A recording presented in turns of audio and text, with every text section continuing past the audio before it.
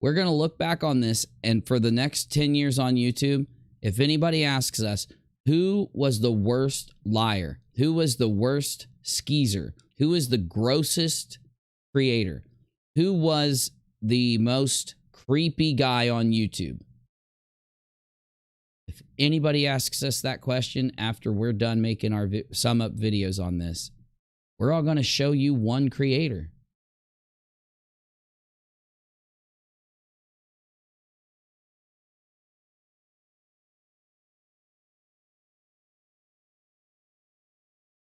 Reason why we don't fucking know. And then she got really mad that people blocked her after she blocked them. It's like, she's not mad that you guys blocked her at all, just so you know. It's really weird. Yeah, I don't know why she didn't, even come. I mean, I thought we were friends. She, and this is what we're saying. She asked about it. She didn't even ask about it publicly. Nope. She said, it's really inappropriate for you to do this, Steve. And I have no idea what the hell she was talking about. You have no idea what the hell she's talking about. Okay, well, look, we won't just let these tweets fleet across the screen. Let's see what she was talking about. And let's see if you're lying or if I'm lying. What is worse is her lying to people to feed her own narcissism. She says she does this for her son.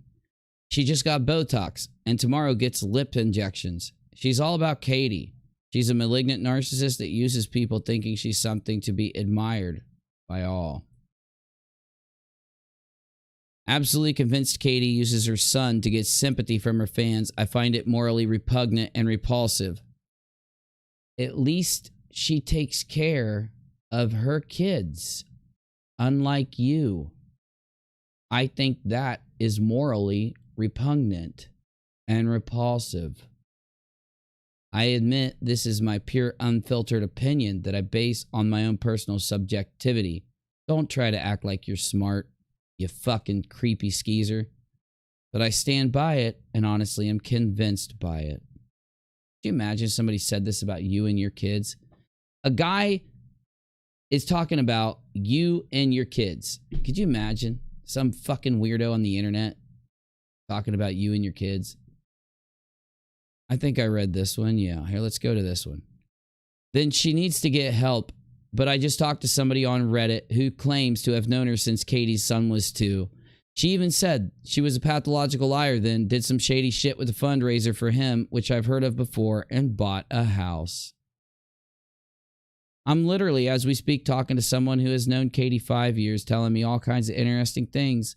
She says Katie was a pathological liar back then and has info on previous fundraisers she did for her son, which she says was shady.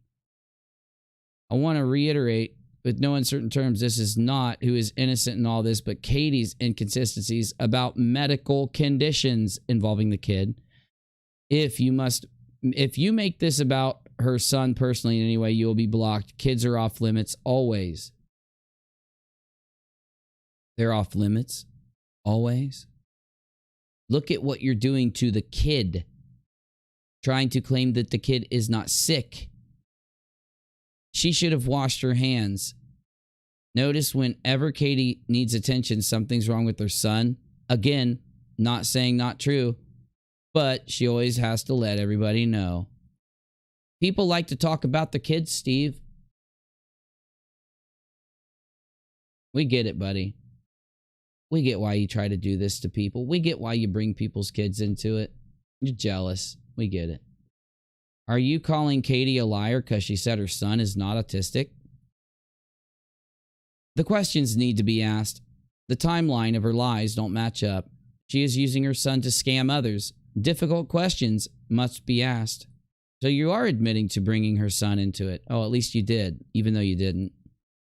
Please explain to me how I interview a friend of KJ's from her past that knows her family, claims she was scammed by fraudulent fundraiser for KJ's son and asked to lie for tax breaks without talking about KJ's son. It's kind of weird that somebody turned KJ in for a whole bunch of shit when you were talking about it. Wouldn't it be immoral for her to use her son to scam people? I thought one tweet One tweet. Man, you lied on TEASPIRACY's channel so much. It's just nuts. Just nuts. Nuts. I can't name everybody because they'd be like, well, you don't care about me, Oh, Steve. yeah. True. Did you see the evidence last night of like Dottie supposedly talking with Little Miss Noble about Nat and editing the audio? Did you see that? No, because here's the thing. I don't know who Little Miss Noble is either. Matter of fact, somebody had mentioned her name. This is a complete and absolute lie. So Tina is spending all this time with Nat and Little Miss Noble, and they're doing all these crazy things. Nat admits that Tina and Little Miss Noble are best friends, and you are Tina's. Tina is your right hand sergeant at arms. And you never heard of Little Miss Noble, even though she was in your Facebook group, and you guys talked all the time in the Facebook group, and you guys all attacked Katie together, and you just never heard about her. It's just slipping your mind. It just slips and slips. Her actual name. I still had no idea who the hell they were talking about. I've never had a conversation with her either. And I don't, and Dottie, I think I've only talked to maybe 3 times. You've only talked to Dottie 3 times, huh? You're going to stick to that one, right? And Dottie was on, she was on your channel last night. See how fast he throws these people under the bus? Do you see how fast they go just right under the fucking bus? When they get busted for some shit, they go right under the bus. Just like Sean Hufford, just like Ilya Moon. They go right under that bus. You've only talked to her a couple times? Oh. Yeah, I don't talk to her that much. I mean, nothing against her. It's just we don't really communicate that much. Yeah, me either. She doesn't like my mixtape. That's all right. Whoa, you got a mixtape? I want to hear the fucking mixtape. I make music. I want to hear the mixtape. You want to hear one of my songs I made for my channel? Hold on, I'll play just a little bit.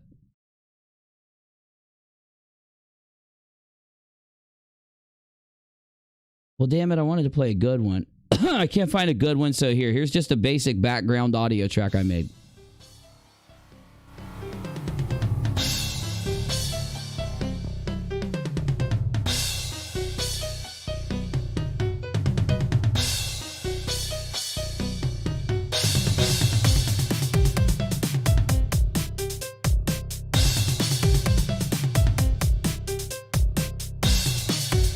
Anyway, all of the instruments other than the drums are a grand piano modified. Modified grand piano. The bass, everything is a modified grand piano. I believe she's joking about her video on the altered audio with the number to KJ's local CPS as her mixtape. Oh, okay. Your mixtape. I thought she was talking about music. Well, Dottie had a moment a couple weeks ago where she just freaked out, and I thought it was funny, and not laughing at her pain, just laughing in general. So I put it on a hot beat, and I made a dance tape, and I don't think she's too happy with me right now. So a lot of people aren't happy with both of us right now. I have people in my camp that are not thrilled. But here's what I told them. I said, tell the truth. Your whole camp is completely crumbling apart. Now, I thought you didn't have a camp. I thought you didn't talk to all these people. I thought you didn't do this shit. I thought it wasn't a group. I thought you didn't have a group or a camp. Look, I don't survive in an echo chamber. I'm not against going on people's channels. You are surviving in an echo chamber. You specifically pick the channels you go on so that you won't have to answer to the video clips I have. You are surviving in an echo chamber. I just want to have a fair interlocutor. I want to have a fair person that I'm having a discussion with. And even though, as you well know, they're not fans of yours, right. I told them, I said, look, I'm going to give her a fair chance because she's never done anything against me personally. And they accepted that. They weren't happy about it, but yeah, I have quite a few people. So you're telling me that the people that you hang out with tell you who you can't hang out with. But you're not in a cult. Like, my audience supports me in talking to you. Anybody I want to talk to, they're going to support me doing it. Unless maybe I wanted to have Earl David Warden or something on. My audience would probably get mad at me for taking like a dude that does those kind of things to indicted for doing it to his infant son and R-ing a bunch of women. Oh, wait, that was you who had him and supported him and called him an honorable man on your show. That was you. My audience would care if I did that, but my audience supports me. They want me to talk to you. Everybody wants this to end. But while you're out lying so that you can get people to believe your lies and attack YouTubers, you're going to get pushback. Especially when everything you do is to try to get out of the most horrible and disgusting doxings and threats and harassment you've done to Katie. Why won't you talk about the clip I played of you trying to dox me? Why won't you talk about the other doxes that you and your friends have done? Why don't you cut off the doxers who are in your camp, who keep doxing people like Crafty, and then Charlotte, and then True Ball of Wax? And I bet you if TEASPIRACY pisses you off, then you're going to just go at her. Anyone you get mad at is going to have this happen, dude. You're not fooling anybody. We're not taking it. You've been doing this for years. So it's either you're literally telling them to do it, or you're just purposely looking the other way while they do this and encouraging them, regardless of which one. Whether you're directly telling them or you're just allowing them to do this shit while you look the other way and pretend you don't see it, you're encouraging it. Until you block them, until you stand up and admit where they've doxed people and where you can't just call people a liar. When I show a video clip of you and Cheshire and your friends doxing me, you can't just say Uni's lying when I have a video clip of you doing it. People that aren't happy, I'm telling you, man. You have some people. I have people. They doxed as? When?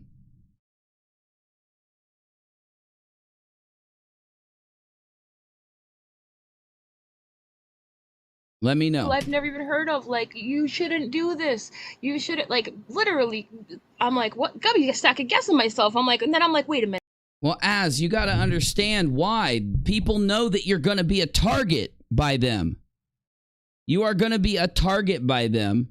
And you're going to piss them off by doing this because your interview is going to expose him. It already has. Your interview has exposed so many blatant lies that he's willing to tell right now. And they put them all right next to each other. They're going to come at you, in my opinion, but who knows? No. Like, this is my channel. And then I have people like, you must talk about this and you must talk about that. And you must. I'm like, I mustn't do nothing besides what I want to do on my own channel. It's funny you say that because that's one of the reasons why I distanced myself from a group of people that wanted me to run my channel their way. You're lying again. Nobody gives a fuck how you run your channel. It's about you doxing and harassing people. They were just vile, morally reprehensible people that I wanted nothing to do with. And I kept, I tell people, look, I run my channel the way I want. I have on who I want, when I want, why. She already was, and she didn't even know it. They started on her before she even gave him the free hour. No fucking way. I want, and I don't have to explain that to a goddamn person. That's it. Right. And if it loses me subs, that's completely fine with me. I can have. Yeah, if it loses you subs, that's completely fine with you because you're literally going to buy them and replace them and then try to keep pretending your channel's growing while you buy subs. It's proven. You cannot dodge it. You cannot dodge it. You cannot get 700 fucking views and gain 300 and some subscribers. You are setting records on YouTube at this point.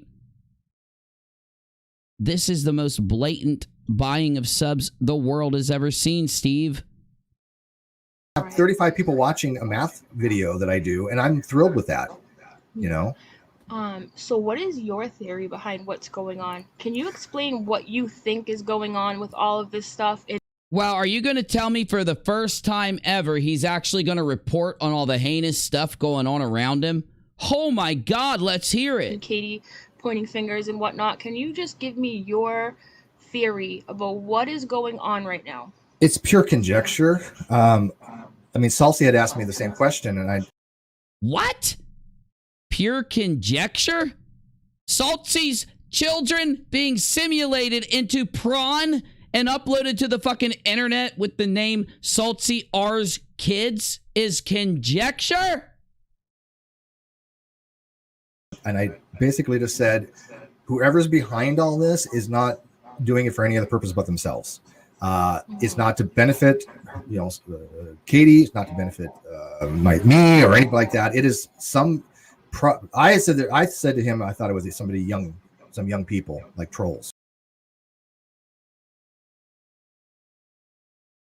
You've got to be fucking kidding me. You haven't even thought about this? These people are around you. Their IP addresses, California. Oh, that's where you were. Canada. Oh, that's where Chesh was. Florida. Oh, that's where your other 3 buddies were. And the dude in fucking Kansas. Fuck.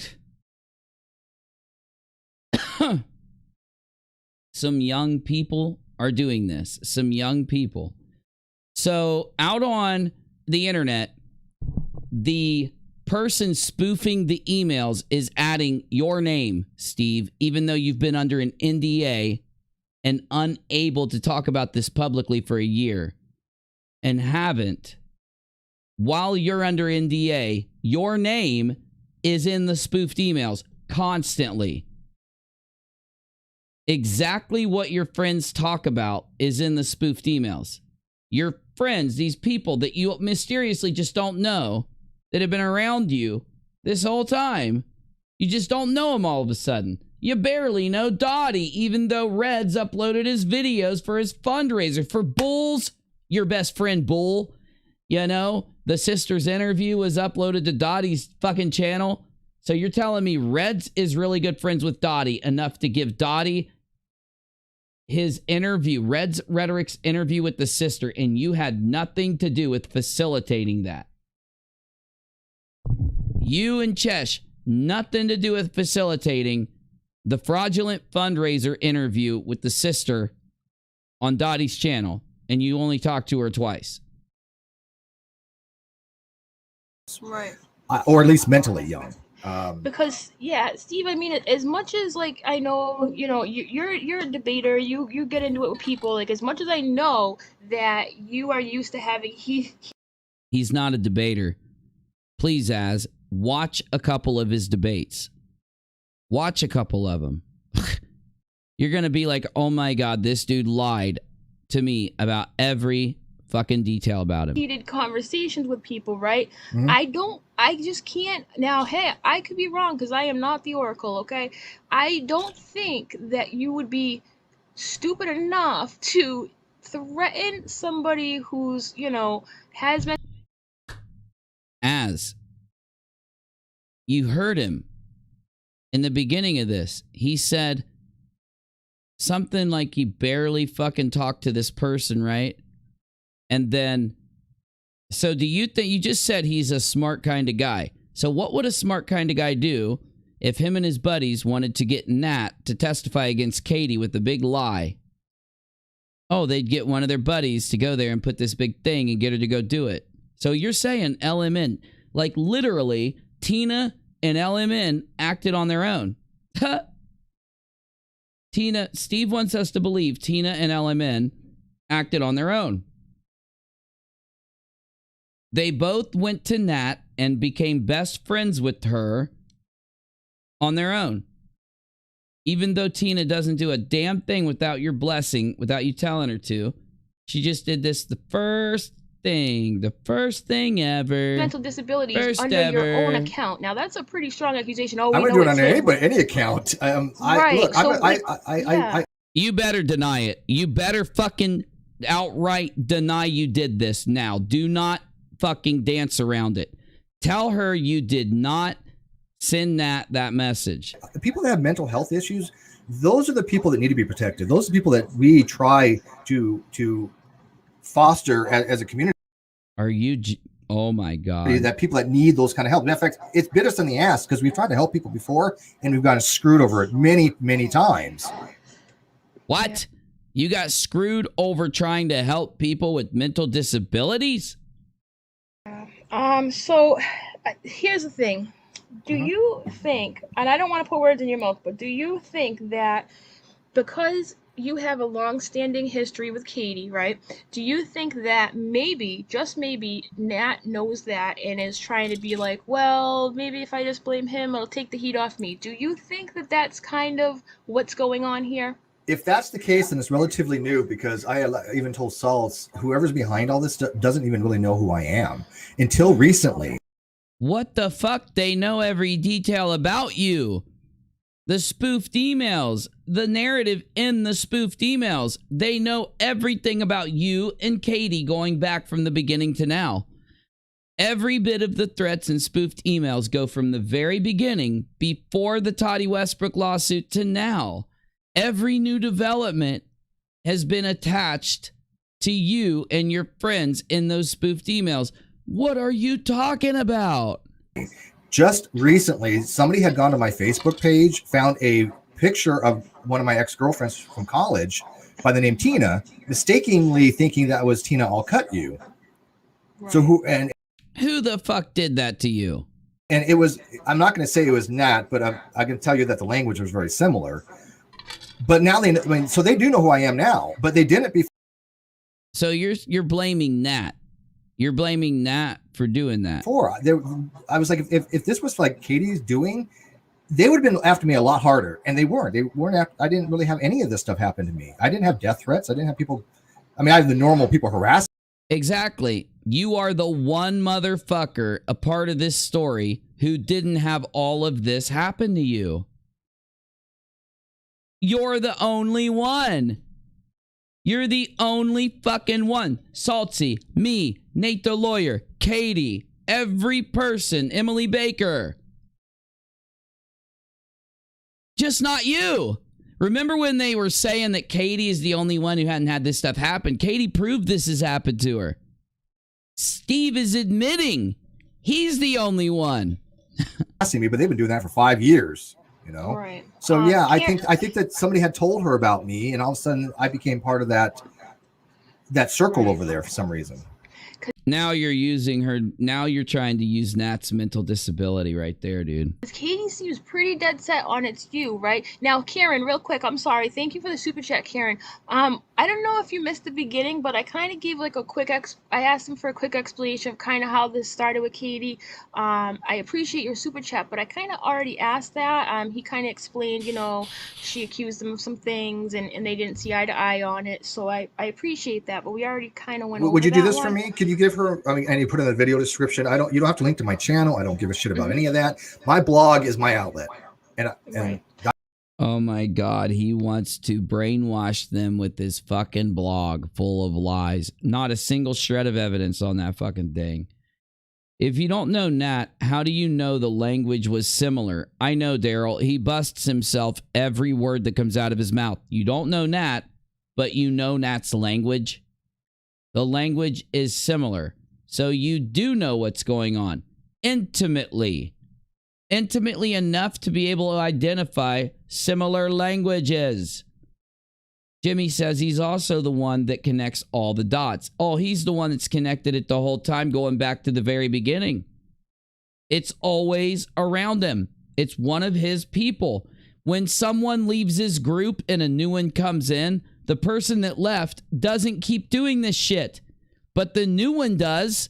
The new person literally takes up arms exactly as the person that took off. EKC basically replaced Little Red for a while there. Still to now almost. That, Daryl, you just hit it. Steve, if you don't know who Nat is, how do you know the language was similar, Steve?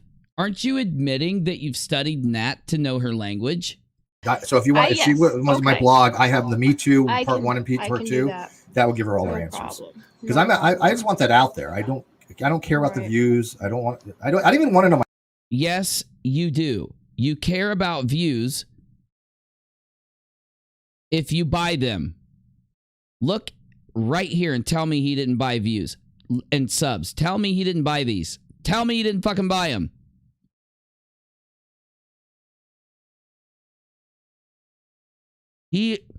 Okay, Steve, fine. Either you didn't buy subs and you've got the best percentages YouTube's ever seen and you're setting records with your tiny little channel, or you bought subs. My channel, I want to do science and philosophy, but unfortunately being on YouTube, it's pervasive. You know what I'm saying? No. So the next one I have here for you now, I just want to make something clear because I get a lot of questions, right? Some of them are from people I've never heard of before who want to know about things that I don't know about. So I kind of am going to go through a list of people that are my subscribers, and then we'll work our way there if we have time, because we might not. So yeah, we did try to keep this to an hour, so we did. Yeah. We did. Do you know Dustin, which is like LMN's other half? I have never heard of that name until I would say a couple weeks ago. So the only people that you a couple weeks ago, huh? Wonder why you were talking about him a couple weeks ago. You know everything, but you're trying to play stupid. Why are you playing stupid when you know everything? No, who are being accused of having something to do with this is what? EKC and Tina and Kinda Dottie, Cheshire, myself, Cheshire, yep. Who else? Well, that's kind of it. I mean, somebody actually told me that Dustin was working for the FBI. I don't. That's the only thing I've heard. Yeah, I don't know. You were told that Dustin is working for the FBI. Really? I don't even know if that's true. I never heard him. Has he been on a stream before? I just heard his voice for the first time last night on a recorded thing with Little Miss Noble. It was really late. It's hard for me to even remember exactly what he said, but it was trying to tell Nat something. I remember that. But yeah. So do you think that you are becoming like I like to call it an scapegoat, even though it's scapegoat? No, he's not a scapegoat. No, he's not. Why? Because if you just don't understand targeted harassment. You haven't studied it, obviously. No offense. I'm not putting you down. Just go look into it. There is a person that if you remove them from the situation, none of this happens. And it's not Katie. Because he would have just SH'd a different woman due to the amount of them he's had this problem with. And he would be targeting them at this point. There's only one person. And that's him. The SH of Katie, the fact he went into an NDA, the fact that he sat behind the scenes and talked about her nonstop, the fact that he started on her instantly once the NDA expired is obsessive behavior. There are only a few people that have the obsessive behavior needed to be able to even be capable of any of this, combined with such a devastating premise that they would allow themselves to do it. And I'm sorry to say it, SH accusations drive this kind of behavior all the time. So if he doesn't want people to believe it's him, he shouldn't be hanging around people like Tina, even after she's doxxed and threatened her safety. And then Tina ends up being the person that delivers narratives to Nat and LMN. LMN and Dustin are recorded putting the narrative in to Nat's head and then pushing Nat to file the fake declaration. Why would anybody want to file a fake declaration on KJP? Why? Because then she's going to lose the lawsuit against Toddy Westbrook.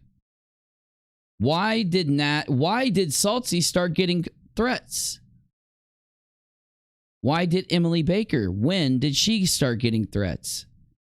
The very same moment that KJP started to win the Toddy Westbrook lawsuit, at least in the cult's eyes, to get it thrown out, is exactly when Saltsy and Emily Baker started getting the worst threats.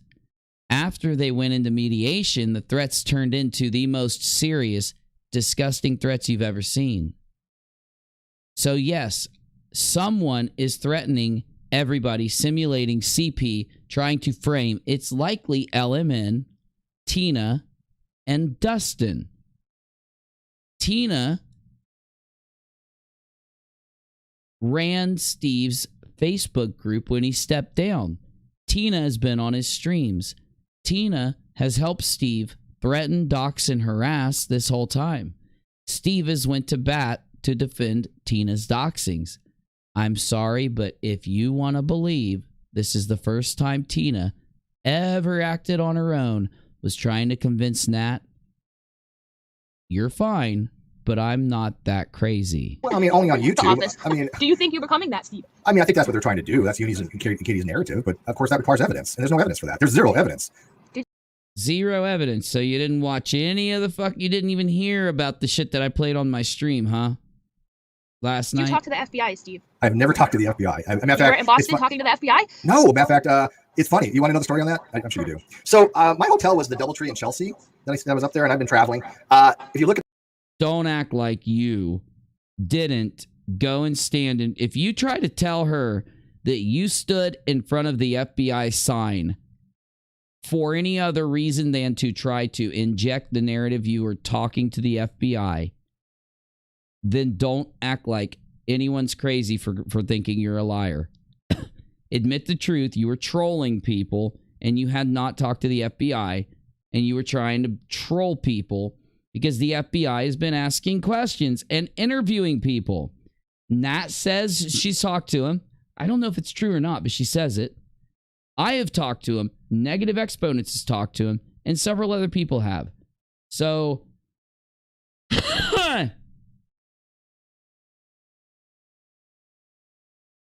Saltsy has told everybody they're involved.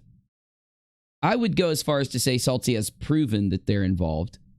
Because, yes, those threats and the stuff did happen to Saltsy's kids. It's a fact. It's in evidence. The stuff happened to Salty's kids. If you don't think that's enough to get the FBI asking questions and all that shit, then I don't know I don't know what to fucking tell you. Look at the map. Looks about half a block. Not even that. I mean, literally across the street. There's the FBI building. And so I was like, I'm going to take a picture of me with that FBI building, and people are going to freak. Nobody freaked out. Go listen to my Periscope. We all said that you were just fucking trolling and lying. You're just a liar. Fuck out. Can I say fuck? Yeah, sure. I don't want to offend anybody. Yeah, so that's all it was. Okay. So Valerie has a question. I am interested in Steve's interactions with Kay Baxter in deleted posts. Do you know anything about that? Kay Baxter is that Kay Opinionated? Kay Baxter is the one that had Little Miss Noble on. Yeah, Kay Opinionated, right? I don't. See how he's acting like he doesn't know who Kay Baxter is? All of a sudden, he doesn't know who Kay Baxter is, and he has to ask. He's being deceptive as fuck. I don't think I've ever interacted with her until like after that stream. I was on Twitter and I was like, you have these people on, they're allowed to basically go uninhibited from their accusations, and you didn't give any pushback. And she said that she did ask them for evidence, and I was like, well, if you did, it wasn't very strong because they didn't provide any. Here, on my channel, if you make an accusation, you make I provided evidence yesterday. I provided a video recording of these people putting this bullshit into Nat's head. A video recording. Assertion, you make a claim, that needs to have some kind of substantial evidence to at least justify it.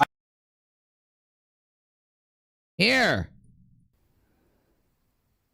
Did Emily send a picture? Did Emily send a picture?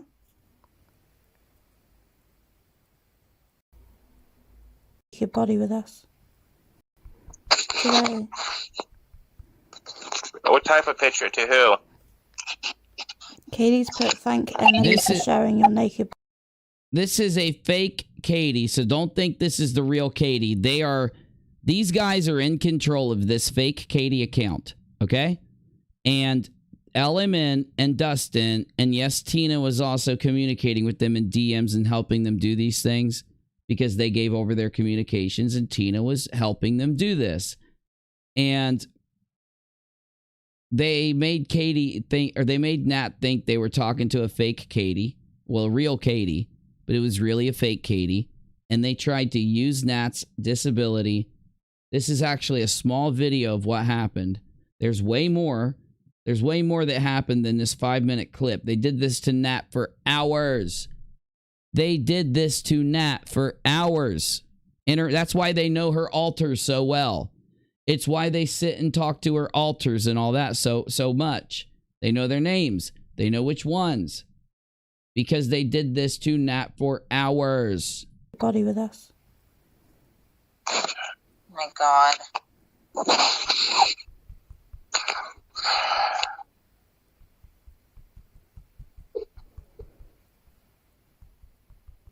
I'm gonna kill her, Dustin. Literally gonna kill her. Talking about the Katie, but this woman knows that it's a fake Katie. I don't know if you watched the stream that I had last night. It's 6 hours. It's very long. One of the reasons why my voice is screwed. Right. I watched the first couple. I did. Yes. It's long. First It's good. 2 hours. Yeah. But one of the things I pointed out is that, look, everybody has opinions, but under those opinions, you have visceral, you have visceral with some kind of justification, you've got weak, and you got strong. Where strong would be, hey, look, I have a fact. God, 1 + 1 = 2 is a strong opinion. Shut It's up. factual, right? Shut up. But people also have opinions where like, I think it's this, maybe, but I don't really have any good reasons for it. That's fine. What I see happening is you have content creators who put out opinions based on only visceral or weak evidence. Dice says if this does not go to the police for investigation, U.S. police investigation, U.K. police will investigate it. It's a serious crime in the UK. You will get jailed over it. Well, the problem is Steve pretends as if nothing's going on. There's not any of this serious garbage happening because, in my opinion, he needs to minimize it. He's worried that they're going to find communications between him that he slipped up and did when he was drunk or something and that he messed up. And that's why Cheshire is flipping out. Cheshire knows what she said to LMN, what she has said to Tina. Cheshire knows what what Nat and what LMN and others have given to the authorities. Cheshire is scared out of her fucking mind so much that she's angry and lying like crazy. She's acting like a teenager who is mad that they got caught lying and is trying to act out against the authority because Cheshire is uber fucked over what's out there and what's happened. So it's like, if they didn't want people believing they'd done this, they wouldn't be so scared. They wouldn't be acting like this. They would be normal. They would be acting like their normal selves. Have you enhanced the audio? I saw someone had and said that you can hear the typing on Nat's end when fake KJ is supposedly typing. I didn't enhance any audio, but you're not going to be able to tell where the audio is coming from, whether it's coming from Nat's audio or whether it's coming from the people that she's talking to. That's point one. There's no way to isolate audio sources in that kind of file, so I can just tell you that right now. Also, so I'm just being real with you. You wouldn't be able to tell which one it's coming from. And the that's funny. Somebody tried to enhance the audio and act like they could tell it was coming from Nat, the typing sound. But Nat was on her phone, I thought. So if there's a computer, like a PC typing sound, then that would be, yeah, Nat's on her phone. If you talk to the FBI, I will post it and ruin your life. What's she talking about? Yeah, Nat's on her phone right here, so she would have to have another device. But Nat didn't have any other device than her phone. She allowed the authorities in. She gave over all of her devices, and she didn't have a computer. Nat does not have a computer. She's running scared, but I don't know. I'm just saying. As fact. Right. And that's what I don't do on my channel. I don't allow that. And it's K-Benita did. You don't allow that on your channel. So you lied again. Last night's stream is nothing but you guys. You're allowing Cheshire just a straight lie. I don't. And her part two of that question, I don't know what she meant by deleting post. Okay. So I mean, Kay Baxter kind of has said a couple times, like, especially with Nat, like, we don't have proof for that, but maybe not to your standards, but she has kind of a little bit. What are you guys talking about as? I'm sorry, but you can't sit here and act like this because if Katie sneezes, people say that she set a fucking bomb. And nobody stops and says, hold on, you don't have evidence for that with Katie. And I'm not defending her. You know what I'm saying? So it's like, not you as. Steve is being exceptionally hypocritical. He just sat and said that he knew that Katie did those screenshots in December, even though they've been proven fake. And he says because he knows it because it sounds like something Katie would do. I just showed you screenshots where he's saying Katie's kid isn't sick and that Katie's faking it. This motherfucker is lying. It said she needed a little more evidence. Now, when I left her stream after Katie joined, especially, I have this phrase, my subscribers know, flip my desk over, right? I was like, what is real anymore? Like, I don't know if I think you might have heard that. That's the one you commented on. As I know it seems crazy that this guy, this old Santa Claus looking dude, is evil and nasty and malicious. he's maliciously lying to you. And I hope you've realized that. This whole stream is him maliciously lying to you. Yeah, that was one. I watched a few videos. I was like, what is even real anymore? Because it sounded to me, right? Especially after my friend Jennifer got blamed and absolutely had nothing to do with it. I was like, okay, if she's willing to blame Jennifer, then how can I believe anything else at this point? What am I? But Jennifer did some fucked up shit, I thought. Am I crazy? Even going by if I do believe everything else? And I started to question everything, right? Which, you know, maybe a little late to the party, but I don't know. It's very, what has happened is. No, you're good to question everything because everybody is lying to you. Everybody out there making these claims and doing this insanity is lying to you. There's only a couple people who are actually trying to get to the truth. Luckily, I met one named True Ball of Wax, ironically, because inside of her name is True, and I do believe she's trying to get to the truth. Because she will look at the evidence and she will say, okay, Steve is lying, and then this person's lying, and then this person's lying. She doesn't just like ball all of it up and say, hey, everybody but Katie's cool. Katie lies about everything. I mean, it's just not this cut and dry thing. Katie's telling the truth about a lot of things. Unfortunately, I have not found a single fucking iota of anything Steve has said that's true.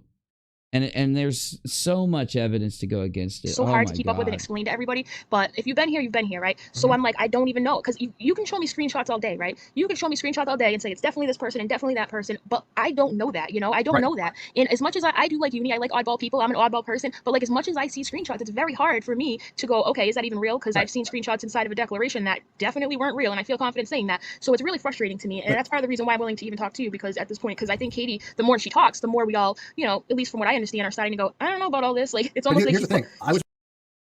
You're hearing Katie talk and you're going, I don't know about all this.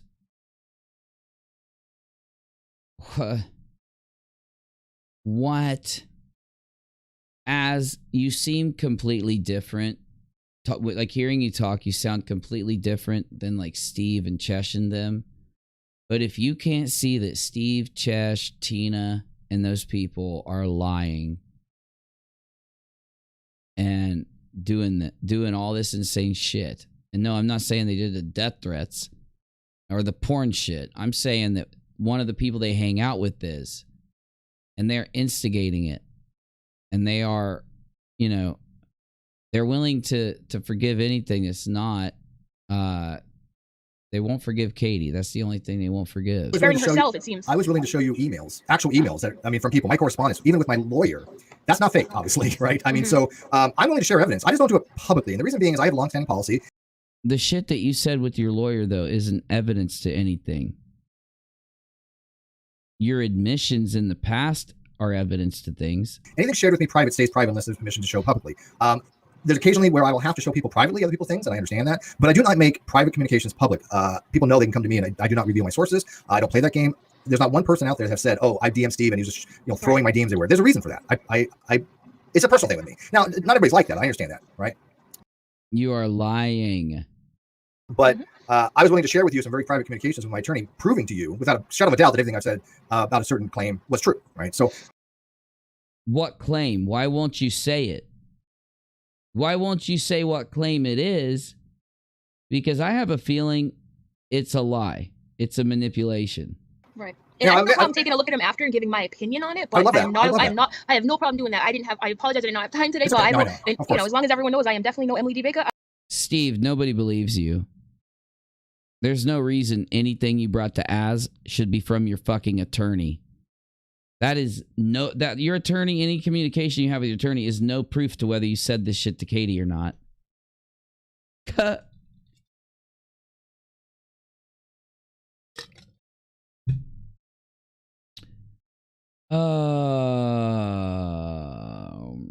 She exploits everything she can for clicks. That's what it's all about. If she truly cared about anything, she would ignore it and not mention it, not bring more attention to it. Email with your lawyer is not evidence, moron. Very true. It's crazy, man. What went on with Nat in that video before, or I'm sorry, breaks laws both in the UK and the US. So whoever gets the person first.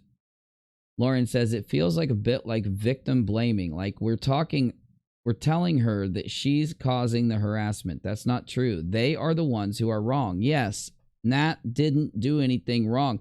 Once you see that Nat was sat down and convinced that Katie had hacked her, threatened her, had blackmailed her, all those things are what they're trying to make Nat think Katie is doing. So when Nat went to testify,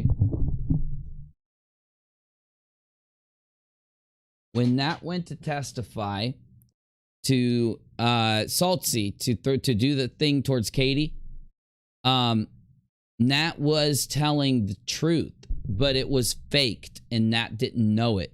Nat thought, I'm being a hero. I'm going to people and outing Katie and telling the truth because she did this to me. She threatened me, and she did. And then Nat said, if Katie's threatening me like this, the other stories out there of Katie threatening people must be true. So I'm willing, after seeing Nat, after seeing these people try to convince Nat of this.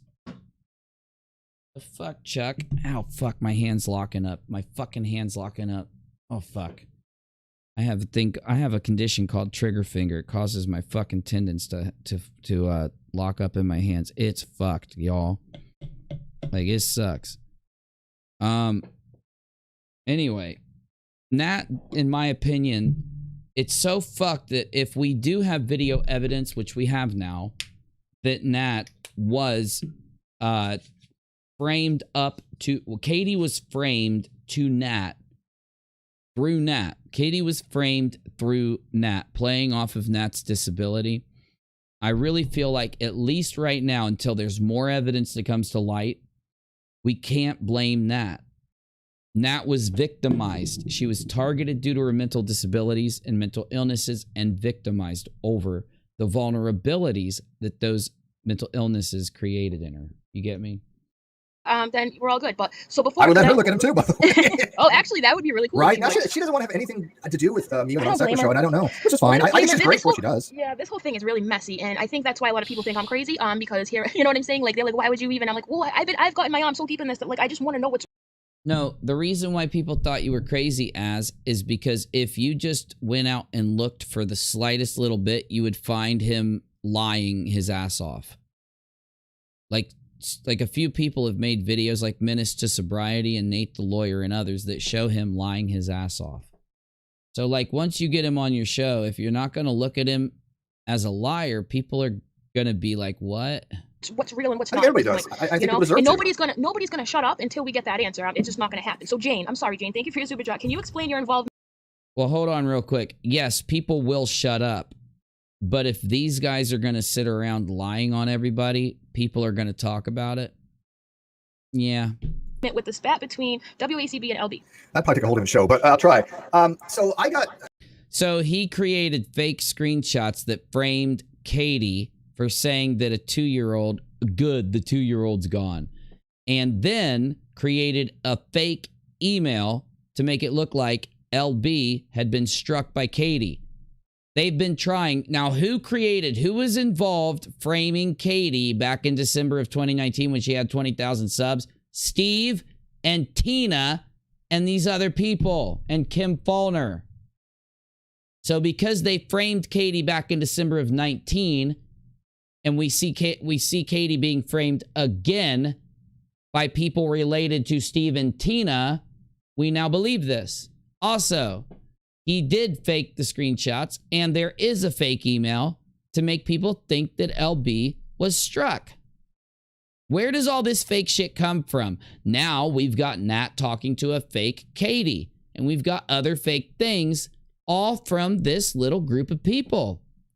Again, when people say that Steve is involved, they mean Steve, EKC, Cheshire, LMN, Tina I'll Cut You, all these people that, oh my God, were in the cult summit together, lying for each other.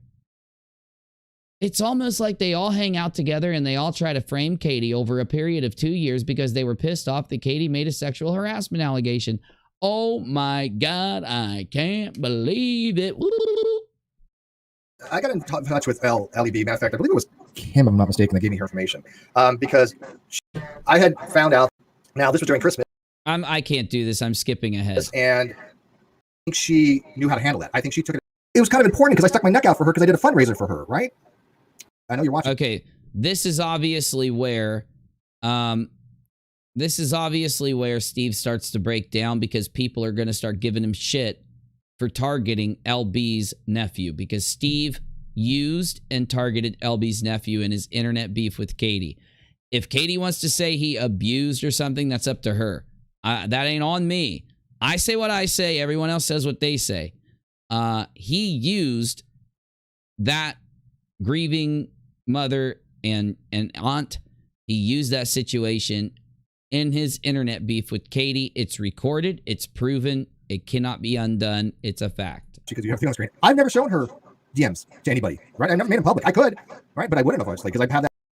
You wouldn't because they wouldn't help you. They would just make you look worse. Policy. But she knows what I said to her in those DMs. She knows how much I begged for her to send me that email. I was like, look, please. And then she went on her channel saying, oh, Steve's harassing me for this email. Well, it was kind of important because I stuck my neck out for her because I did a fundraiser for her, right? That's what. You shouldn't have done the fundraiser. I was showing you that the Social Blade statistics proved that she did not get a strike and you just ignored me. I also proved to you those screenshots were fake and you ignored me and started attacking me. Ooh. I need to look at a video real quick. It's something to do with Steve McCrae stealing Christmas. Because it's really funny. Oh my God, I need that busy. I need that damn busy right there. I need that busy thumbnail. That's a really good busy. Went too far. Did I go too far? Nope, it's this way.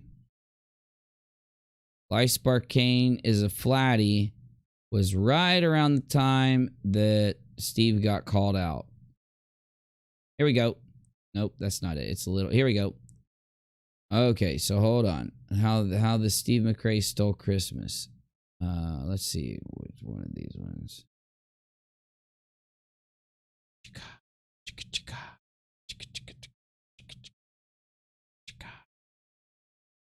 I think it would be like boop boop boop boop boop.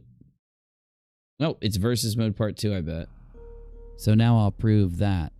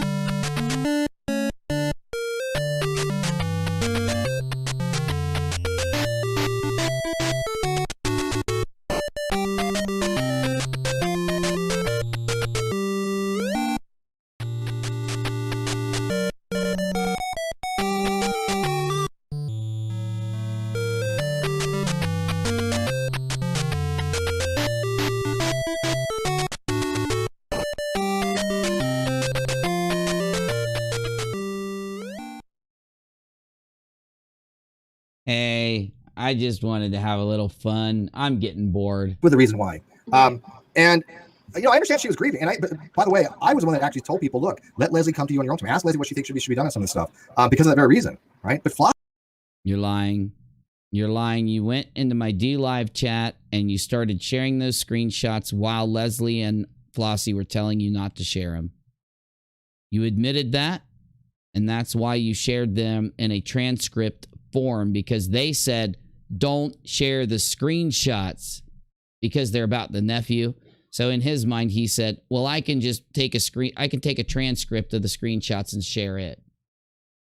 You're still sharing what happened to the nephew. You're still using this kid in this beef. You fucking asshole. Flossie was grieving as well, and Flossie wanted answers. And I made a promise to her I would try to get to the bottom of things, and I've kept that promise. Unfortunately, I wasn't. You kept the promise by using her kid in a YouTube beef to get super chats? You're sick, dude. That's when we all knew you were really sick. wasn't able to discover the actual facts of the matter. Flossie says she thinks she understands exactly what happened, and that was good enough for her. And Well, I don't want Nat's arrest record. Sorry. If you have something, get a hold of Saltsy. Don't share anybody's personal information. I have no use for anything like that. I just dropped it after that. If it was good enough for her, Flossie was my only consideration because I adore her, and that's all that mattered to me. That was it. It wasn't my reputation that mattered at that point. It was Flossie satisfied with the information she got, and supposedly she was. You're lying. You're lying. You were told not to share it. You did it anyway. You do that with so many things, it's not even funny. Thank you, Susan, for the super sticker. I told you that could take a hold of the show, right? Well, I already knew that before I came into it. Like, it's fine. You know, we're here to talk. It's whatever. So does that match what you know then? Because you said before you know. It does. It matches what I know thus far. Here's what people need to understand, right? And I knew that this was going to be a problem from the jump, right? I don't know everything that's gone on. I don't. And he ran a fundraiser trying to make money, pretending that Leslie's channel got struck by Katie when it didn't.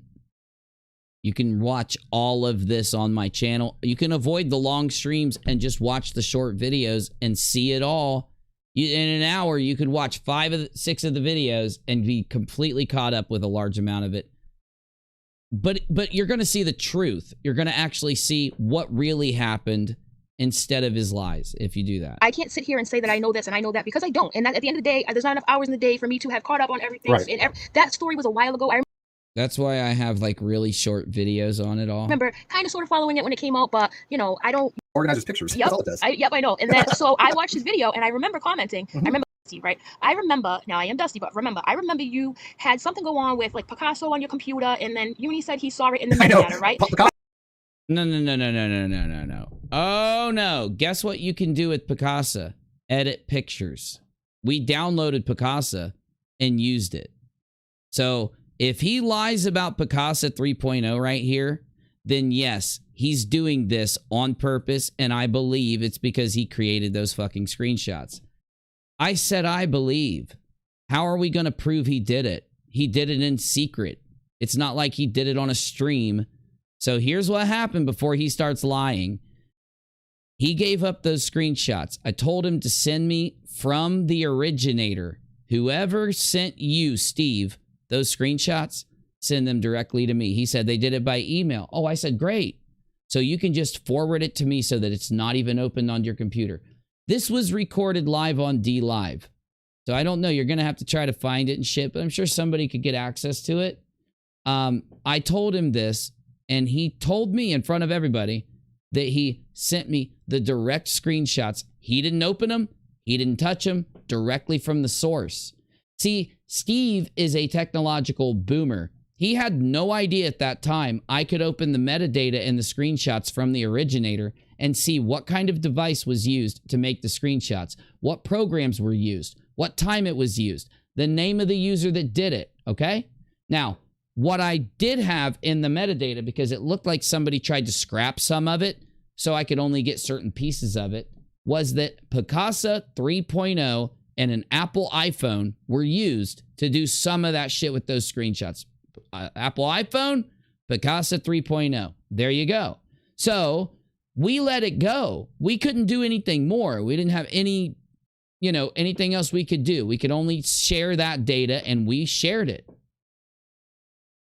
6 months later, he is on a stream and he accidentally shows his desktop, and people see that every program Steve has installed on it has a shortcut on his desktop because he's a technological boomer. Okay. So they went and they could see every program. There's voice changers on Steve's desktop so that he could record, change. Now, you do realize Steve doesn't make YouTube videos edited. Why would he ever need a voice changer on his desktop unless he was trying to change his voice and go into chats and talk to people and pretending to be someone else? So yes, Steve is changing his voice to go around and do weird shit with people in chats and shit. There was also the program Picasa 3.0. Picasa 3.0 is a defunct... Oh, I'm going to just go ahead and pull this up. Man, it's almost like a blast from the past listening to Steve talk. Picasa 3.0 is a defunct, shitty program. Image management and editing software. We downloaded it. We used it.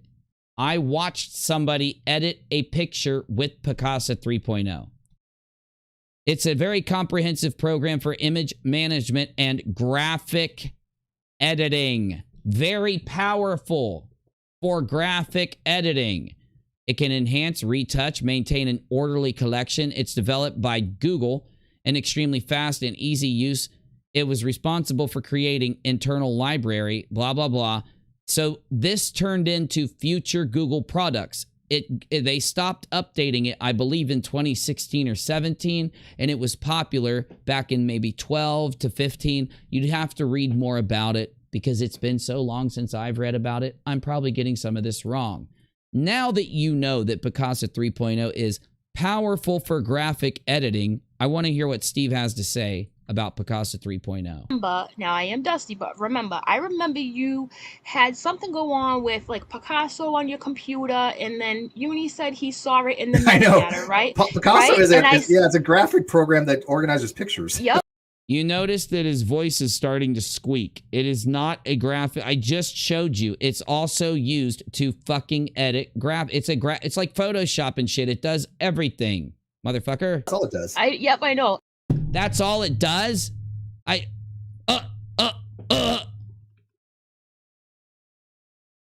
Probably spelled it wrong that time.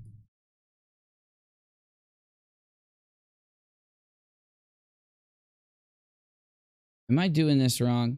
Oh, wow. Resizing the brush on Picasa 3.0.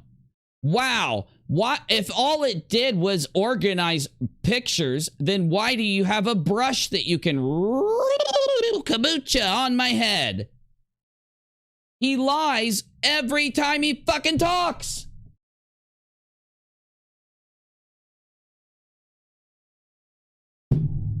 Whoa, look at what people make with Picasa. Wow. Why would he say this? Why would he fucking say this? Why would he fucking say this? Why would he say this? I watched a person in my fucking Discord server make something with Picasso. Oh, fuck, I can't do it, man. It's so many lies. So now I'm going to ask myself why he just lied to Az and the audience about what Picasso does. Well, because is he denying that he used Picasso on his computer? Is he denying that Picasso is in the metadata? Let's listen. Because any normal person would tell the truth. Right? If you sent those pictures from person M directly to me, you didn't open them on your computer, which you promised, you gave your unimpeachable word, astronomically honest and ethical.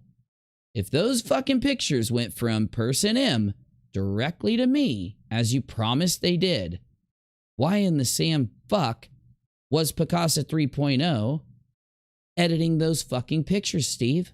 You don't deny it. You don't want to deny it because you don't want to get busted in another lie. You're not going to deny it, are you?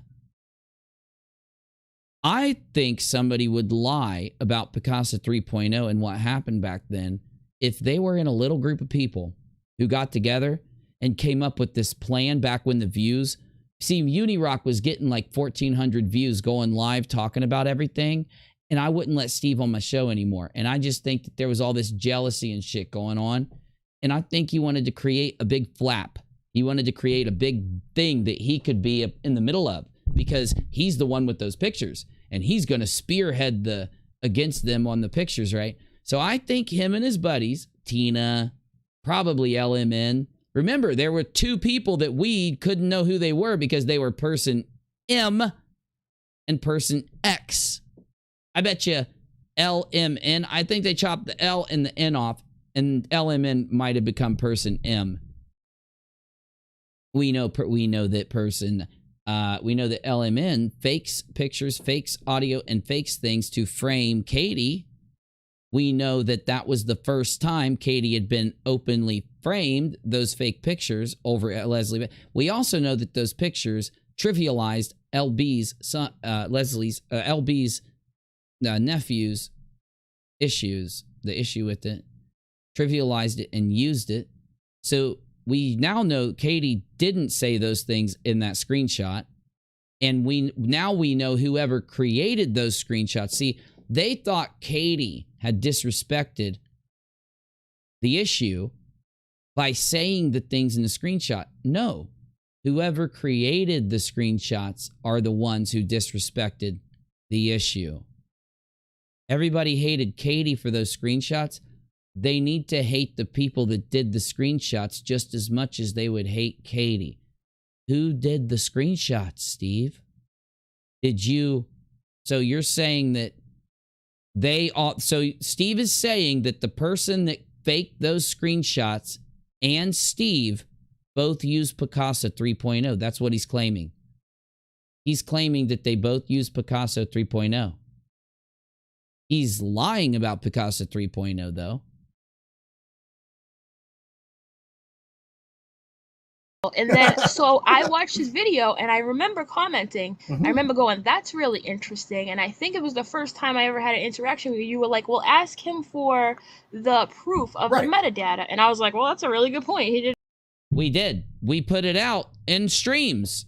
What do you mean? We did put out the proof of the fucking metadata. What? What? What are you talking about? We did. Show that. So, yes, we did. Yes, we did. We showed it when it fucking happened. Proof? I can't. What? I don't know how you're using the term metadata. Metadata means like the time the photograph was stamped, right? No. Metadata can tell you even the user profile that was logged in certain applications when the metadata was created. Metadata can be many different things, but for a picture, it's very specific. Let me help you.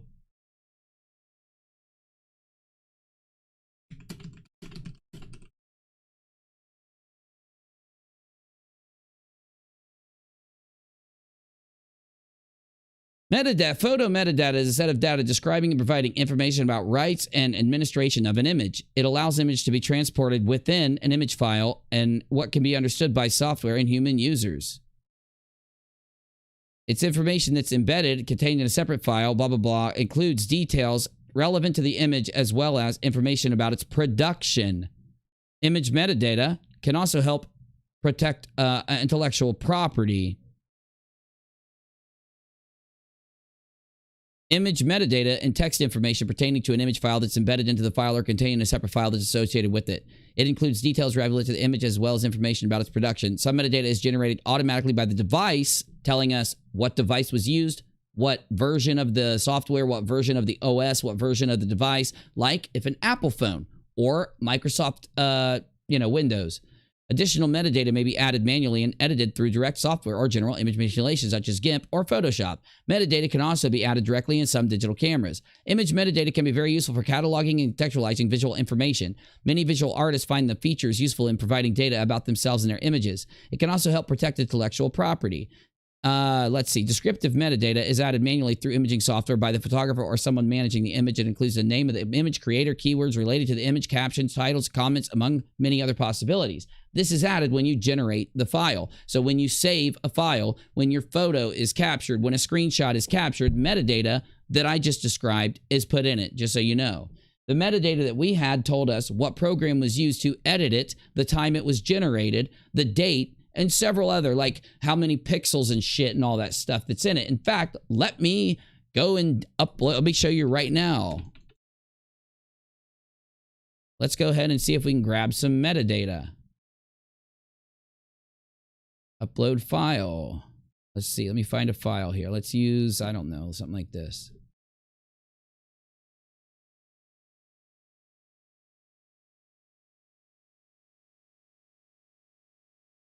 Now, this right here is picture metadata.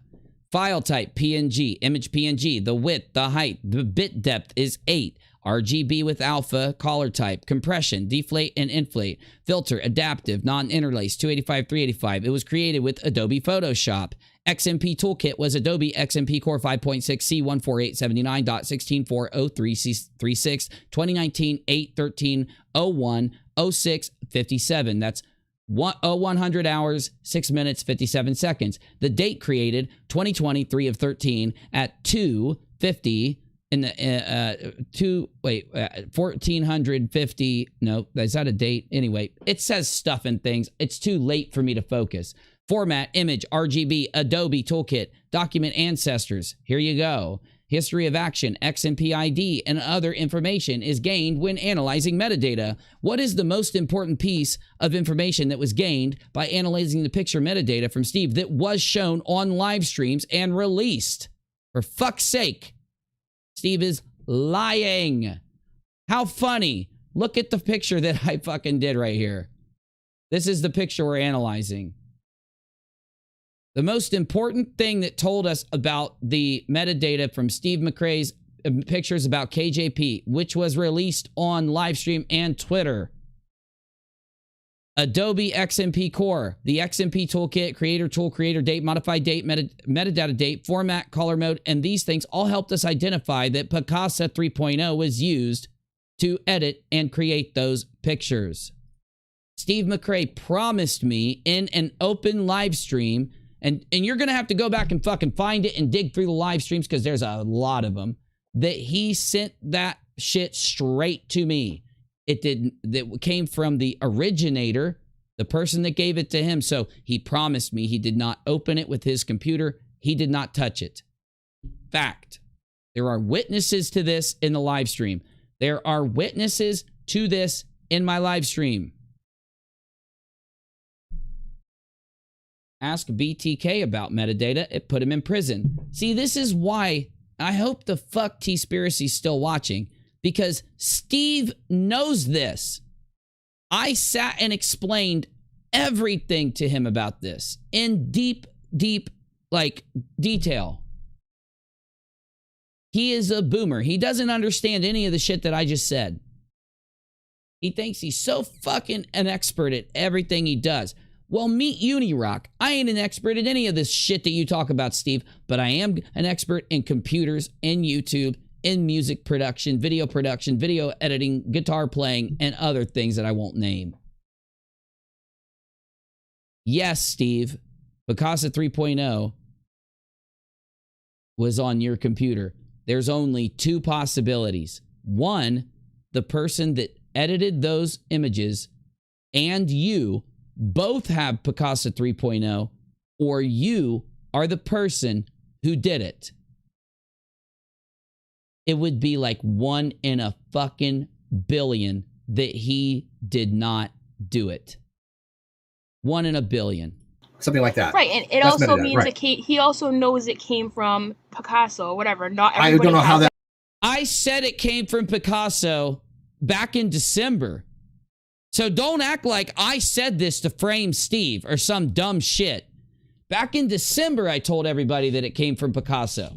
We didn't know who had Picasso. We didn't know that Steve used it. We didn't know we'd ever see Steve's desktop, and we had no clue Steve's desktop would contain Picasso. We didn't know this. But back in December of 19, we said Picasso live and talked about how crazy it was that the boomer making those fucking screenshots. And this is back when I got along with the motherfucker. So what is he saying? That I plotted this back when I got along with them or some shit? Remember, the screenshot thing happened before I criticized him. It happened like the end of November or some shit. So back when I got along with Steve's conspiracy theory is that I lie about the metadata and say that Picasso's used to fucking do these pictures. And then like 8 months later or some shit, 6, 8, 10 months later, Steve McCrae shows his fucking desktop, and somehow I knew that Picasso was going to be there, so I framed him before I even criticized him. Woo! Kabucha on my fucking head. I don't know what that even means. Picasso is a photo organizing program, not a photo. I just showed you that you can use it to create and edit. It's a powerful picture editing program. What? I can't fucking do this. Photo manipulation program. I don't even use Photoshop. I still try. Colin says, maybe Uni, Steve reckons other people won't believe you or won't understand how metadata works because it's a niche thing. And most people just take pictures with their cameras, so they don't know. I get it, Colin. I get it. But Jesus Christ, before you're going to sit on a live stream and pretend as if I'm lying or something, go grab my fucking live video and go find the clip, because I, unlike Steve, provide it. Unlike Red's rhetoric, I don't delete all my shit. Everything is there. Everything is there. From back when I was Steve's original friend, to back when I was Kyle's friend, to back when I was Katie's friend. I mean, everything is public. There, I didn't hide a single stream. They're all there. So it's just insanity for these people to sit on a stream, but they're too lazy to go fact check me. But they'll sit and talk shit and act like I'm fucking lying, when this motherfucker lies more than any human being on the planet. In a single day, he lies more than any other human being on the fucking planet. In a single day. Because he just makes up everything, dude. And we go through extensive measures. To be fair to him, we wanted to exonerate him, for God's sakes. We didn't want to damn him. This is back when nobody wanted to believe this about Steve. So he wants everybody to believe that back when people were on his fucking side trying to help him, they framed him. That's what he's trying to convince people. But see, that's because Steve forgets that we were getting along when all this metadata shit happened, Steve. Me and you were friends during the metadata bullshit. During the great metadata flub of 2020, Uni and Steve were still friends. So I had to frame you when we were getting along, and then wait like a year to just, bam, bring it up. Just in case Steve did get mad at Uni, he planted the metadata a month before anything happened between him and Steve after they'd been friends for like 6 months. It's insanity. Talk about some conspiracy theories.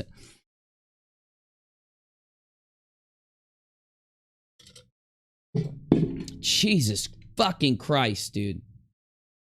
No, I didn't show the fucking metadata. I just plugged the fucking picture into the metadata reader live and let everybody watch me upload the specific pictures to the metadata site, Photo Forensics. I just literally did this. Click, choose file, pick picture file that was the actual file because I don't have them. And then, because I had a new hard drive installed since all this happened. And then bam, and then I go to metadata, and then I go down and show everybody. I did this live. I did it live. The clip is out there somewhere, goddammit. You just got to find it.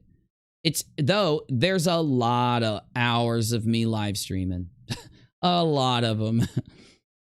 I would guess it's somewhere around November to early December, maybe even early November of 2019, but I'm just guessing.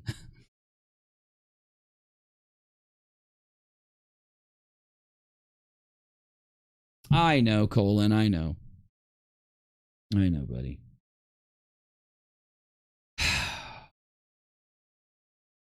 It's just that you meet people on the internet that you would never, ever think exist. You always say to yourself, people aren't this evil to murder somebody. They're not evil enough to R somebody. These people really don't exist. These are rationalizations you have as a child, as a young person. You say to yourself, narcissists aren't as bad as the rumors.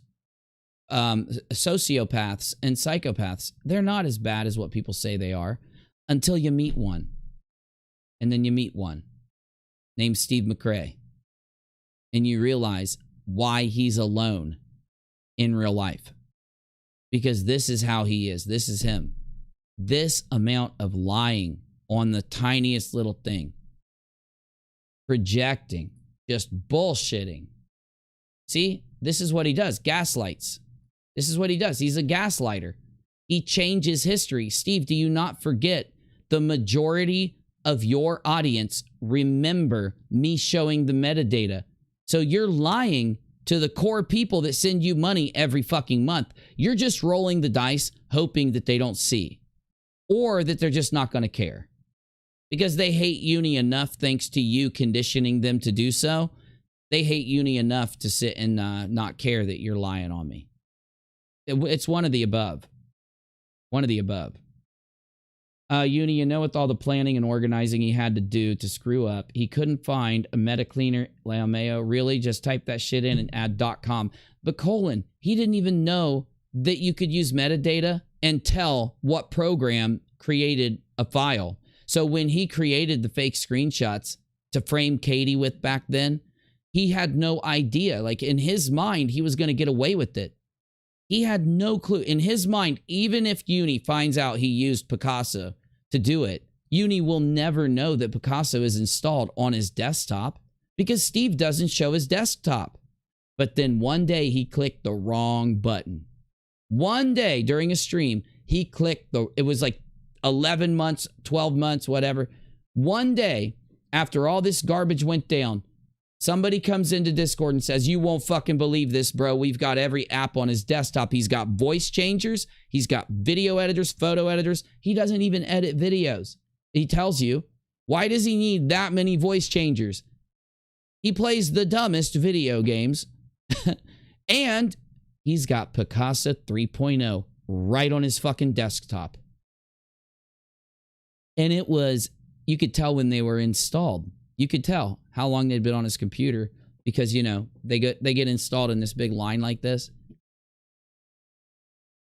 You just can't help. There's some people out there you just can't help. You just can't do it. I don't give a fuck anymore.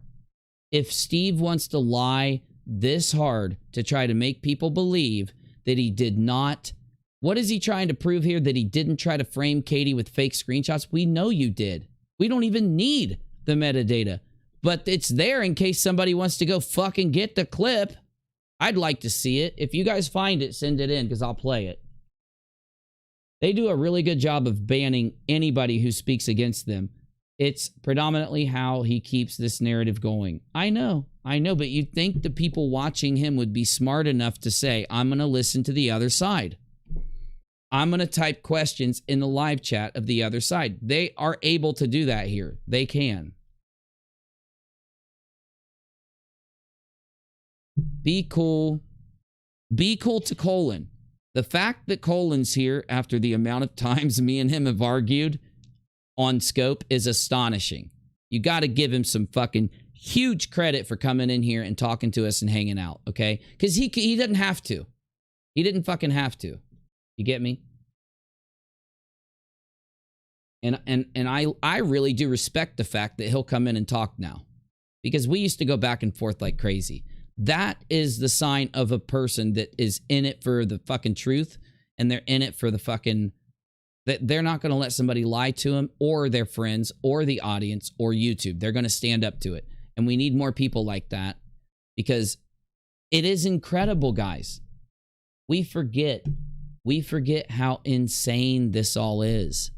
This man went to every length to try and lie to each of us with our own, like, specific set of lies that he put together. Tailored to fool each one of us, hoping we never all got together and talked. We never started looking at what he did. We never used our expertise in video production, in YouTube or whatever to be able to catch him. And because of a giant community of people that banded together, who a lot of them hated each other, and actually started to talk and look at things and just trust the facts and evidence, Steve McCrae was busted. And he can do everything in his power to get away with it now. He can. He can do everything in his power to try to get away with it right now. But it's not going to work.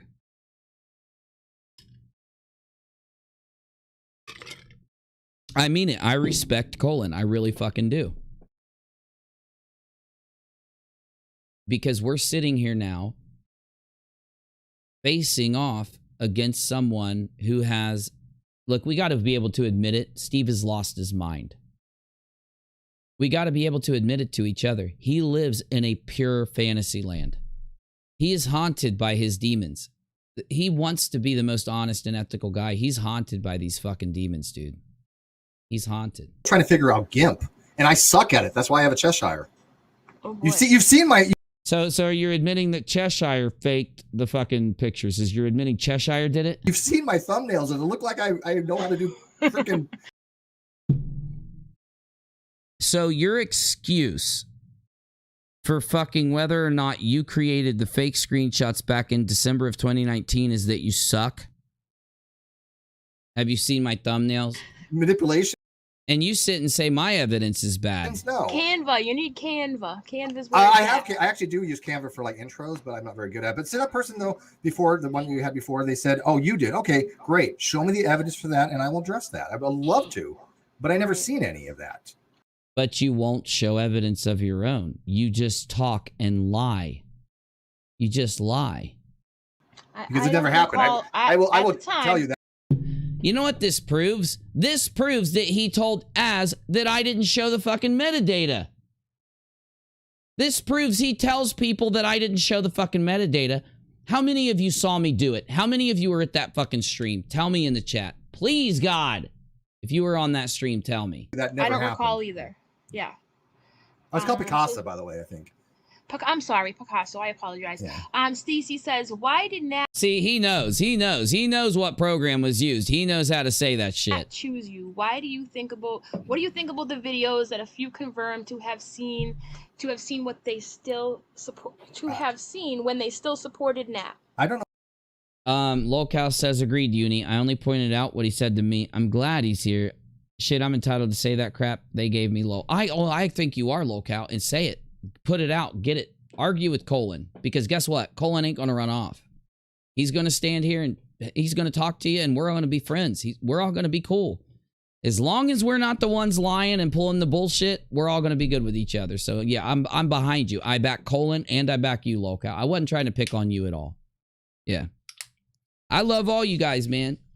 Because if it wasn't for people like you, literally, this dude would be sitting here getting away with this. He'd be getting away with this if it wasn't for you guys. This is so nutso.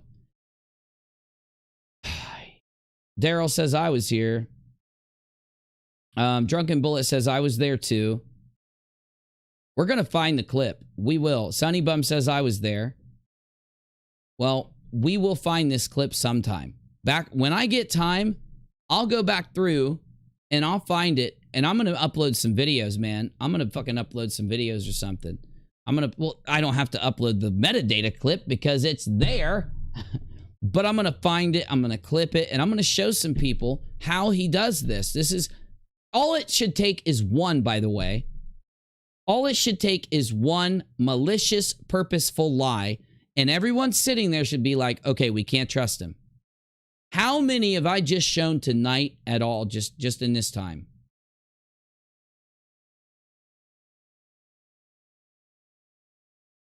I agree, Lolcow, but I think eventually that'll happen. I don't think, you just got to give it time. You got to give it time. I don't know what she means by Nat choose me. Nat didn't. Out of choose. Nat named you as telling her to listen to LMN on an Instagram account that you admit is your Instagram account. Katie checked it. Nat gave the fucking information to Katie and she went and checked. What do you mean? Do you not know what's happened, Steve? Are you playing dumb? 2 weeks ago, I don't think Nat even knew who the hell I was. Oh my God, she fucking talked to you in your Facebook group, Steve. You know this. 3 weeks ago, she did not have any clue who the hell I was because she had said I'd never talked to Steve. I don't. She came back out and said that she only said that because she was threatened to say that. Steve, so are you going to are you going to update this on your channel? Nat came back out to say she only said that about you because she was threatened. She didn't say who. We assume it was you. She said that you told her to listen to LMN and said bad things happen to people that don't follow the rules. Now again, we're not dealing with a mentally well person here. Oh my God, he's doing it. You see what he's doing? You see what he's doing? Oh, you see. I know you see. I know you see.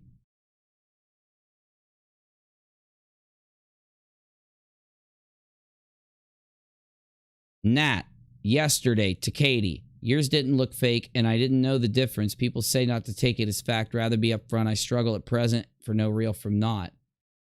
She just nasty. Speaking of Steve, he threatened me to stay quiet as I was questioning things and follow LMN's instructions. LMN is the person who convinced Nat to file the fake report and think that Katie was threatening her. Steve said bad things happen to people that don't follow rules. He's not very kind. I reported him to police here. If he lived here, I'd go for a harassment order too, but that's if it's his real profile. So Katie said, give it to me. I'm going to go check it. Nat gave it to her. Katie checked it, and it came back. So people went to Steve on Twitter, and they said, Steve, is this your fucking Insta? And he said, yes. Bam. Just saying. That's what happened. That's what happened. Supposedly, we're going to get videos and evidence of this in detail. This is all coming from where Nat gave Katie access to all of her stuff, and they already have access to all of LMN's stuff. Got me? So there you go, Steve. Nat says she only said she didn't know you because you threatened her to. She only uploaded the hour-long video because she was threatened into it. Jesus. Right? So I don't know, again, who she is. I know she's from the UK. I don't know who she is, but I know she's from the UK. Heard her talk once or twice, and I think the most I've heard her talk was on Kay's channel, and it was odd. Her cadence. You just said that you don't watch Kay's channel. You just said you didn't even know who Kay was. You haven't seen her channel. The first time you interacted with Kay was when Kay interviewed this. Now, cadence is off. Her way she responds to things was off. It doesn't sound like a normal person to me. And I don't mean that as not. Her cadence is off? A woman suffering from DID, her cadence is off? What? Mentally unwell. I mean, I can't listen to him much longer. It's getting late. It's like somebody pretending to be somebody else kind of thing, right? That's DID, dingbat. Yeah, or taking direction from somebody Or taking else. direction, or looking, you know, what do you want me to say here kind of stuff. Now, again, that's speculation, and I admit that. It's just. You just said you're not allowed to speculate without evidence, because if people speculate, they're lying. Uni's lying. Uni can't speculate. Uni can't talk about his opinion, because if he does, he's lying. Boo, boo, boo, boo, boo. It's mine. And here's what we need to It's a feeling understand. that I got. Yeah, no, I understand. And here's what You always, I bet you get these feelings, I don't understand. you? Like, okay, when everybody said, you know, when she didn't know you, right?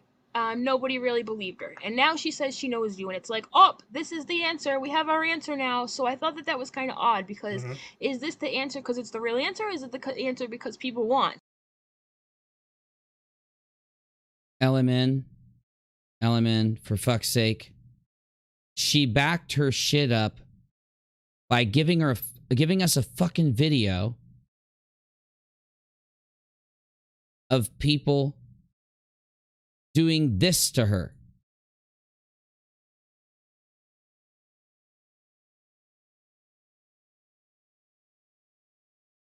There's so much damage on the system. Okay, but now, Oh, wow. Chloe, you need to get off that chat. It is very important. Okay. Already messaging him. He will know you are the reason, and he will hurt you. Are you there? Yeah, I'm there. Okay. I got Emily next to me that's screaming that she wants 6 chocolate puddings and not 2. Yeah. Well, I told her that 6 is a little bit much. Mm-hmm. Donuts? Don't say her name. Well, not the first 2 times. Great. I'm telling Easy that it's your fault. There are. I don't know. I just know I know one thing though.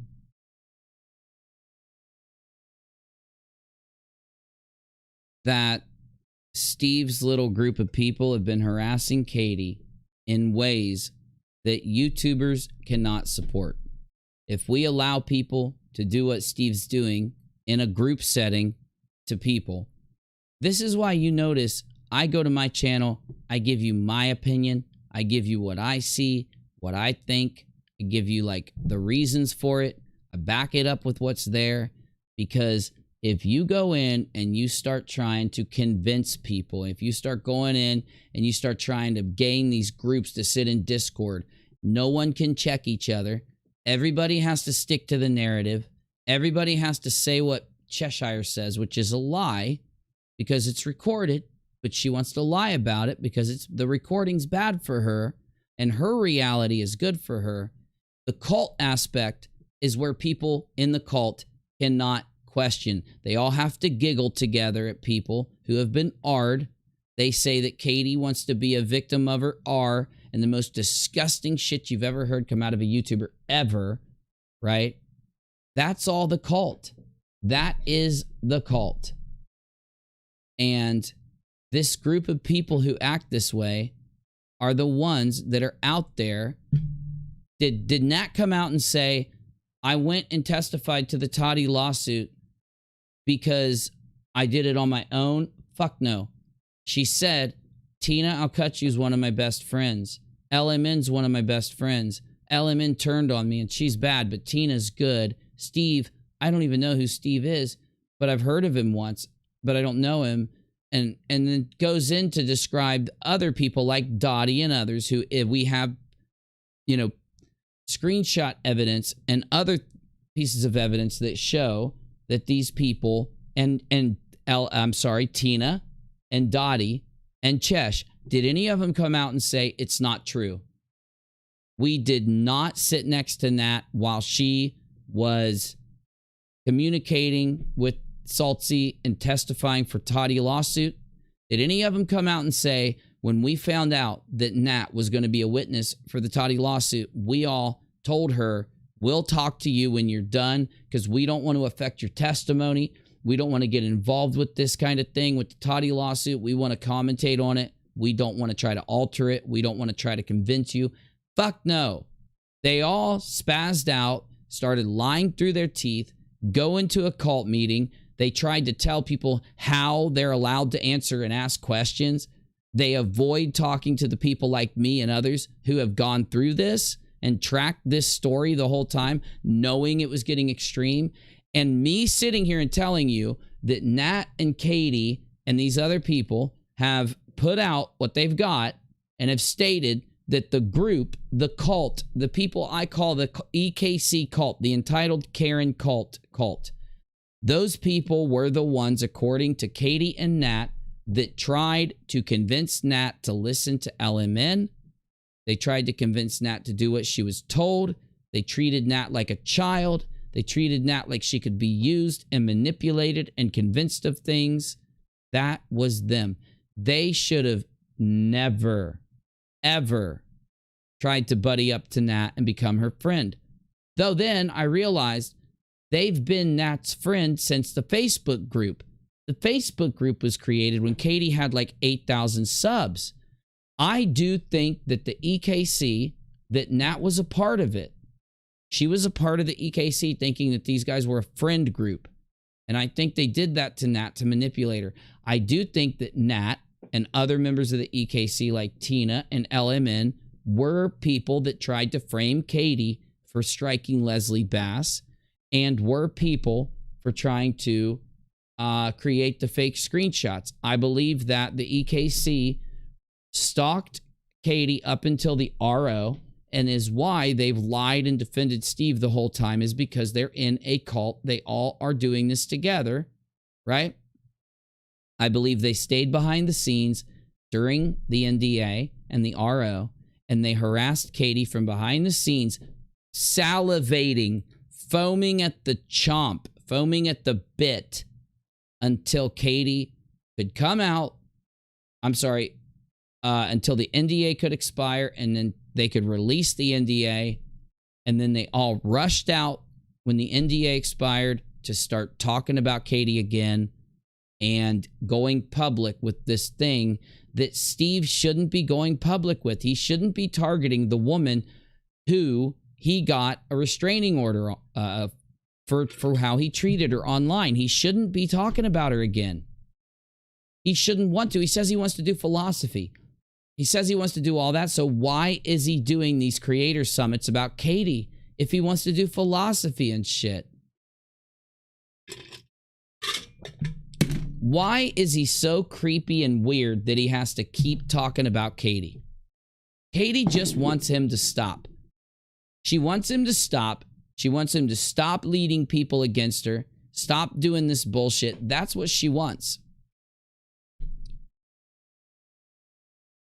Why can't he just criticize the videos that she puts up, the content that she does? Why is it always got to be getting her R report? Why does he support EKC for getting the R report? Why does Cheshire support her for getting the R report? It goes against everything they've ever said on the internet before now. You get me? They are the Steveologist and study Steveology. Die. Very true. They are Stevites. They are in a cult. The cult is the Entitled Karen Club because they've been trying to speak to Katie's manager for 2 fucking years now. And they suck.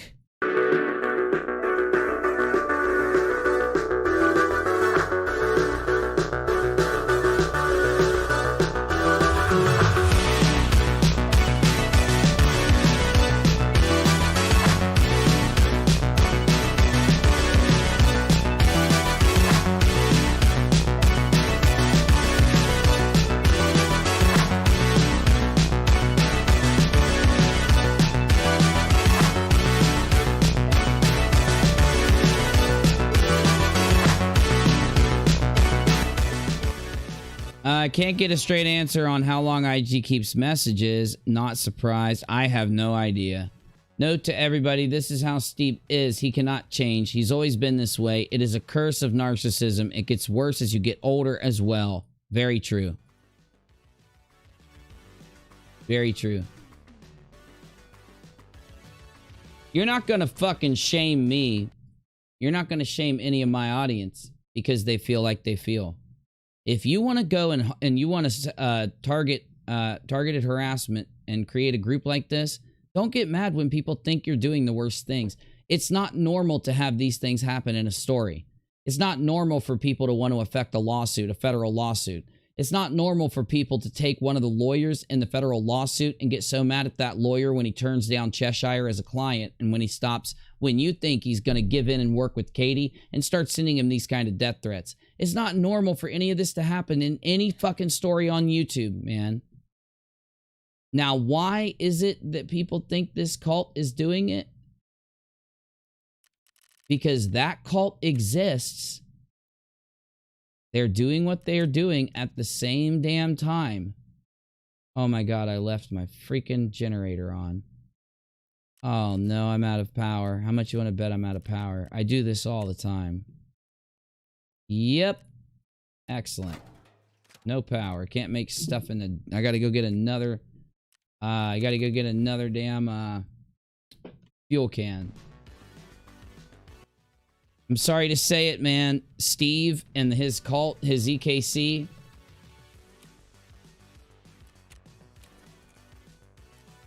They better hope to God they didn't do anything wrong, because they're going to get busted if they did. And I think that's why they're flipping out, if you ask me.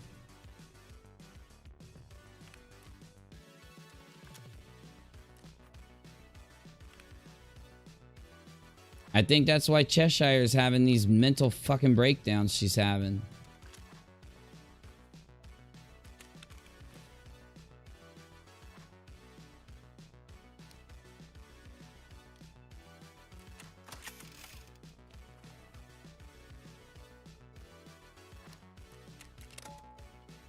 I think it's why Cheshire is having her breakdowns, personally.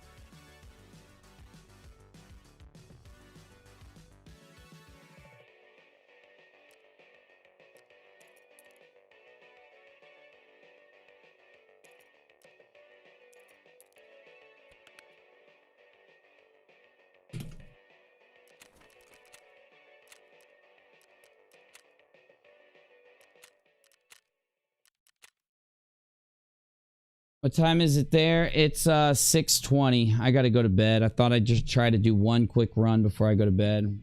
I want to go on Cheshire's channel. 100%. Hopefully she'll be up for it. Oh, dude. They don't act like innocent people. They don't even act nice. They're not nice. They're very mean. They're very nasty. They're very hateful. They're just mean, nasty, hateful people, man. You guys know it. They're very fucking disgusting. And I just showed the terms of service. What they did, and I'm not playing, what they did in the terms of service of YouTube on Steve's channel, talking about Katie's R, and what they did actually doing that is the most like anti-TOS thing I've seen since somebody filing false strikes. That's right, it's turkey time. I mean, how many lies did Steve tell? Give me, seriously, guys, give me like an estimation. How many lies did we catch him in just barely looking at that fucking interview? How many lies? Go on Tarkov and then stream again?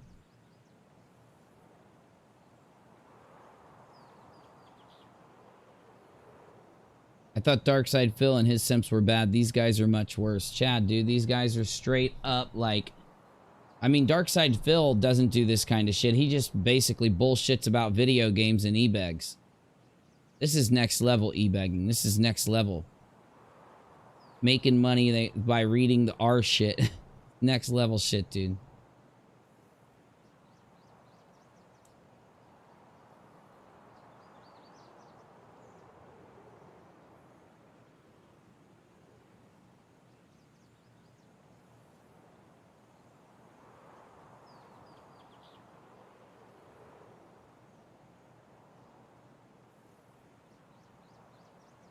Got to level 18. It's a grind to get to the flea market. It's a grind. It's a grind. I think the best thing to do is the factory runs, honestly.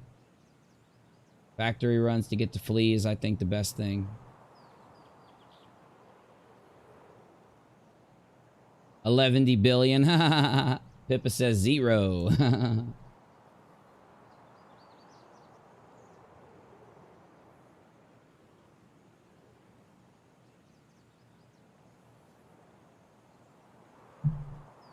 Tessar's not going to let any of you guys on, man. She's not going to do it. Like, she just went and seriously fucking lied through her teeth about me, Negative, and Menace trying to come on their stream, their open creator summit. And they had to sit there and act like we wouldn't go on to their audience to try to keep viewers. That's how desperate they were. The lies they told during their open creator summit even were so desperate. Shadow says, I bet every single one of them would have different opinions on that if it were Sweet Heathen's police report that had been FOIA requested. Just imagine Nate or myself had FOIA requested Sweet Heathen's report. You think they'd be okay with it?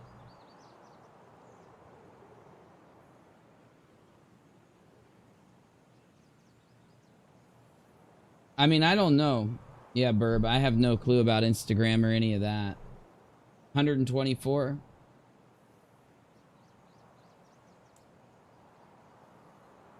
In that, I mean, just in the first few minutes of, I gotta kill, like, what, 2 scabs? Yeah, 2.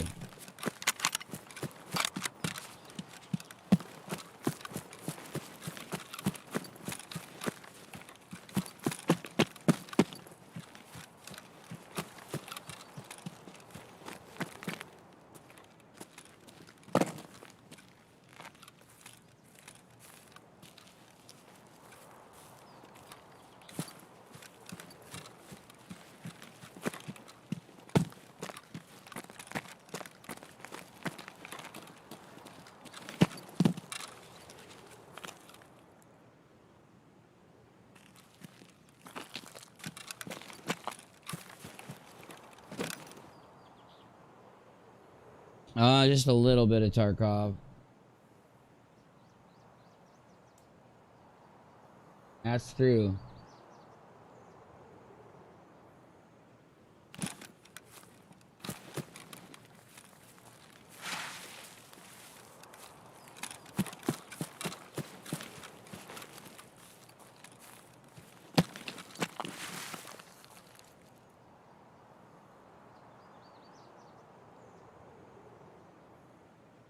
It seems users cannot recover deleted message from IG articles, make it sound like it, but when you read it, it's just an account restore for like losing your phone. I mean, I think what we've learned is that Steve and Chesh are just going to try to use our channels to clickbait views and shit and rile up their subs. That's what they're going to do.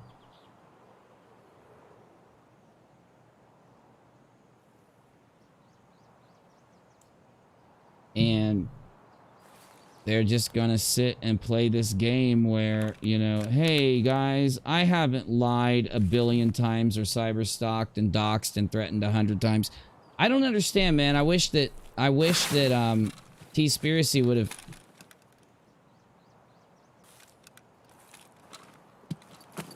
I wish that TEASPIRACY would have asked him about my dox when he doxed me.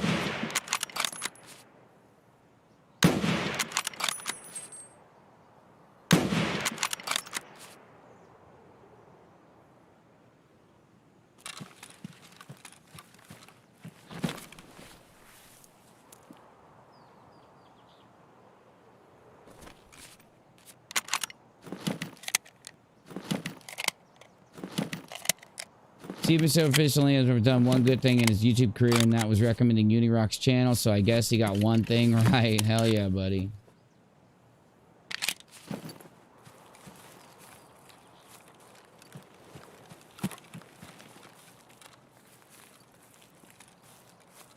Oh yeah, the wrestling games, right? Darkside Phil, the wrestling shit.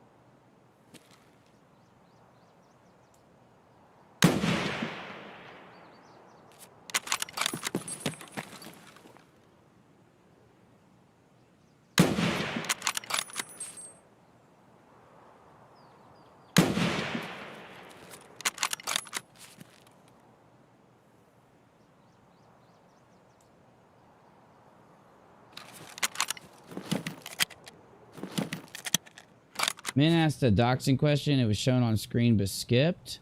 The Min? What one? What was it?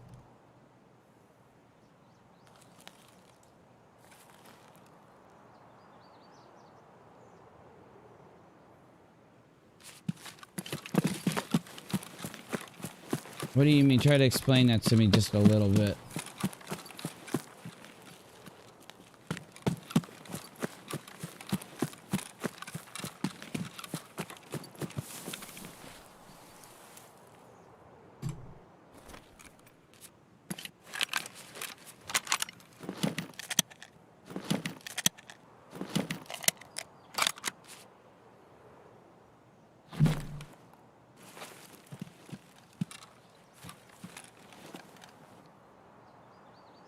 Well, again, you got to question, like, why do so many people, are they okay? If anybody doesn't like Katie, it's just they're okay with it.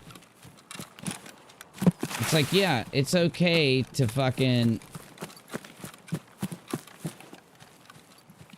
What's up?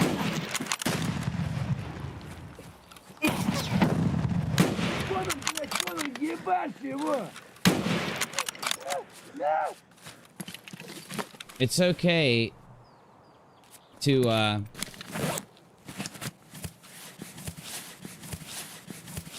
hang out with other creators that you agree with. Like, I have no issue there. Where'd he die? I heard him die. What the fuck? Oh, there he is.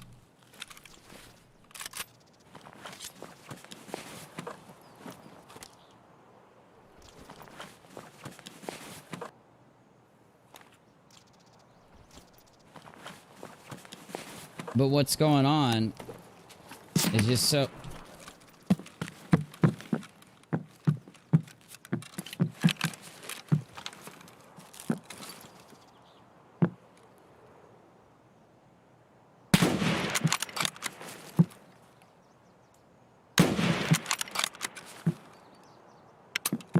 Oh, come on, that would have killed him.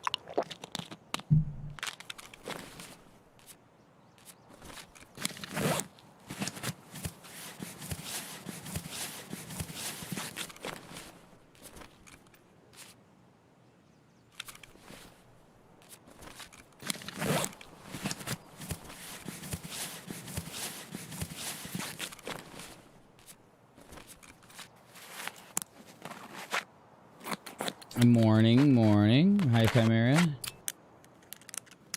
They're not there to resolve anything. It's just to see how long they can ride it. Exactly. They have to...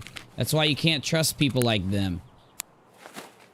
If they make money off of creating drama, and that's exactly what they do, then they're gonna make sure a drama perpetuates so they can keep making money.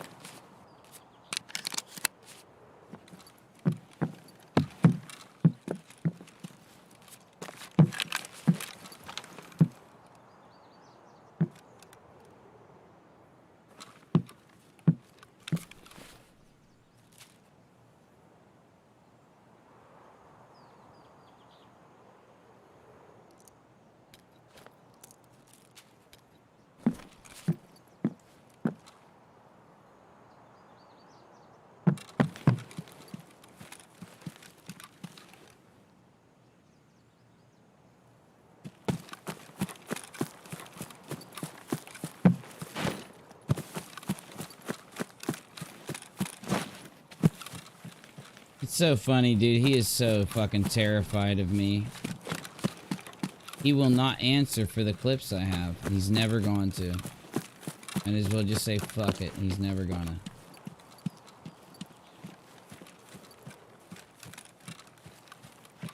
And they're all just gonna play their little game forever.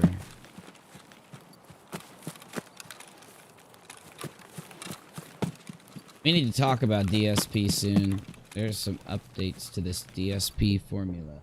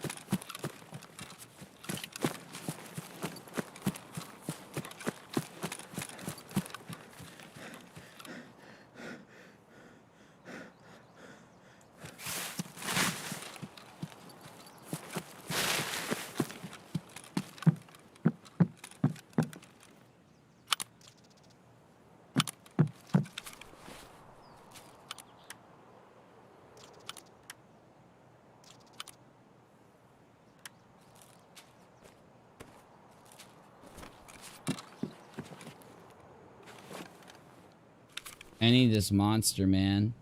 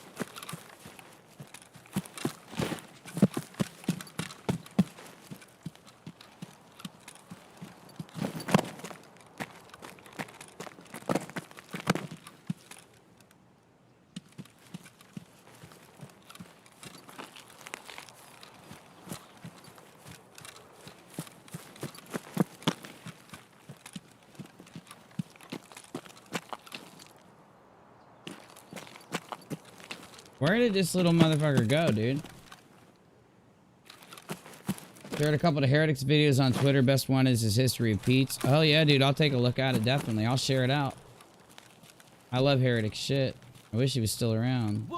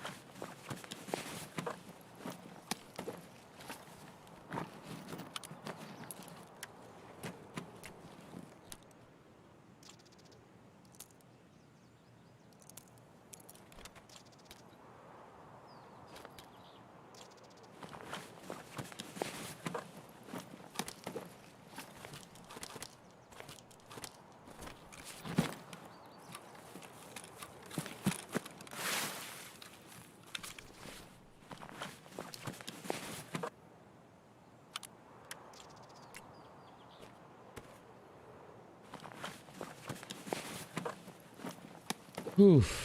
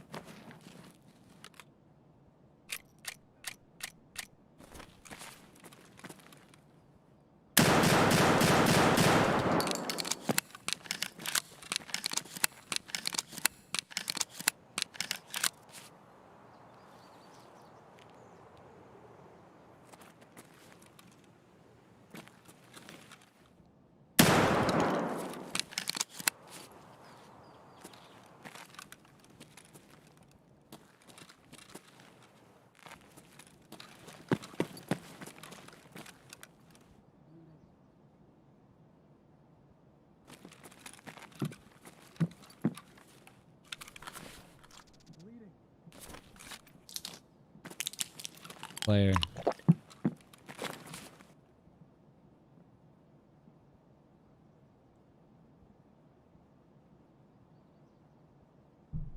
Player. Damn, it's cold.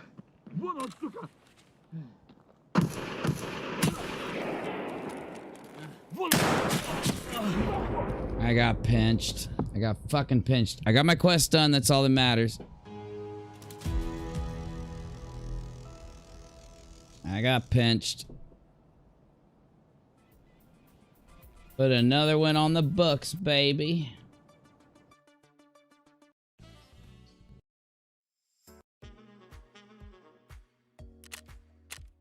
Oh my god. 5 scav kills? Holy shit, bro. Oh, come on. Hit 17. 600 away, dude. You gotta be joking. 600? Gonna have to do a FAC attack, I guess. No, I got that quest done.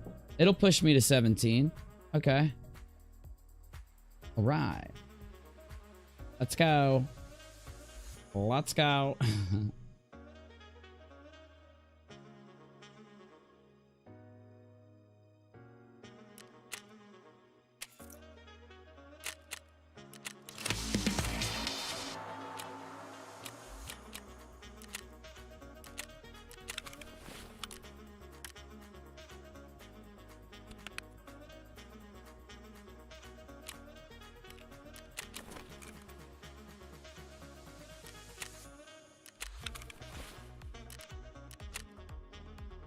All right. I got 30,000 to get to 18, and then I just got to keep on rolling up to 20. Oh shit, I got level 2, baby. I got level 2, baby. Yeah.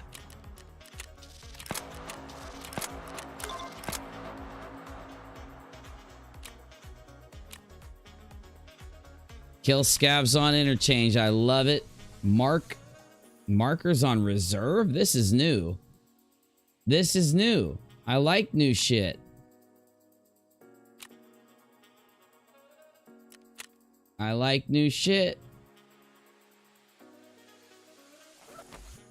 This is okay. I'm hitting level 18 so I can buy this. So this is what my character is going to look like. Until I can get up to hoodie. Where's the hoodie at? That's level 52. Fuck. That's level 50. Fuck. There we go. Level 25. So we're going to look like this up until level 25. And then we're good.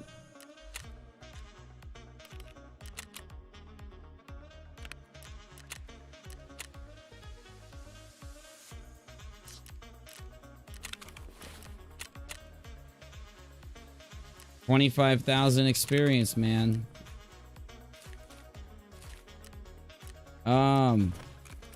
Oh, Ragman, level 2. Let's go see what we can get, man. We got some new shit.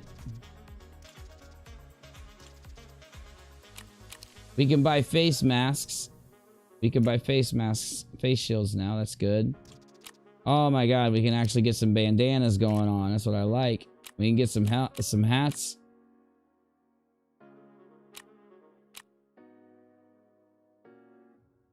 Let's see here. Oh yeah, baby. We got the shimigame. My favorite shit, dude. Give me that. We can get that bad boy.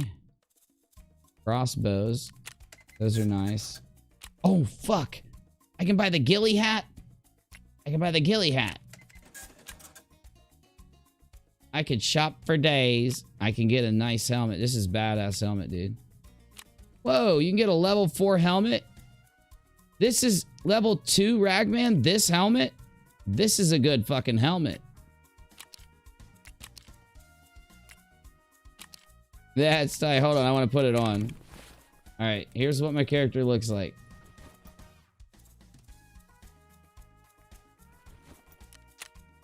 Oh my god, bro, I'm loving it. Ba-da-ba-ba-ba. I'm loving it.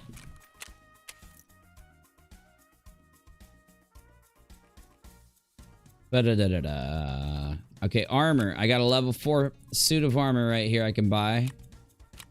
This is a pretty good level 3 armor. Gold chain and TT. I don't care for the TT. Fuck that. Okay. I used to do this trade a lot. Oh, shit, dude. 50 thou right here. 50 thou. Level 4 armored rig. There you go. There's your bread and butter right there. What the fuck are you? Whoa. That's tight.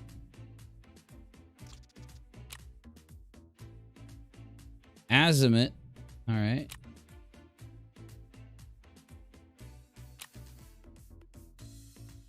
All right. I got a good backpack. Oh, dude, the pillboxes are cheap. What?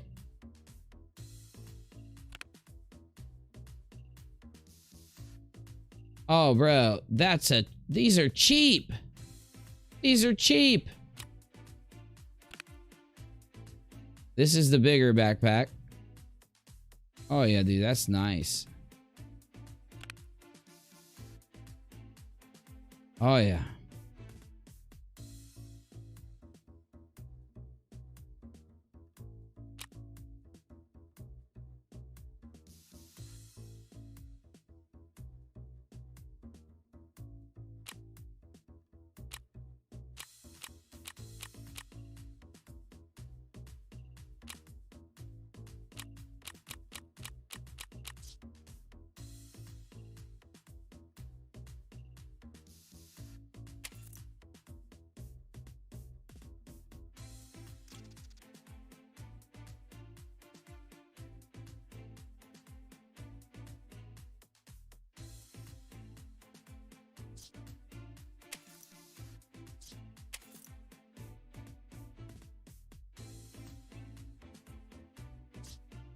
Level 20.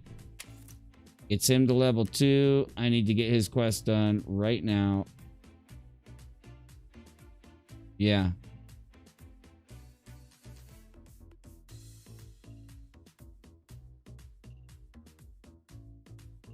Are you telling me I can get you level 2 just by spending 11k? Don't lie to me. Yeah, dude. Hold on. It says I can get level 2 on this bad boy.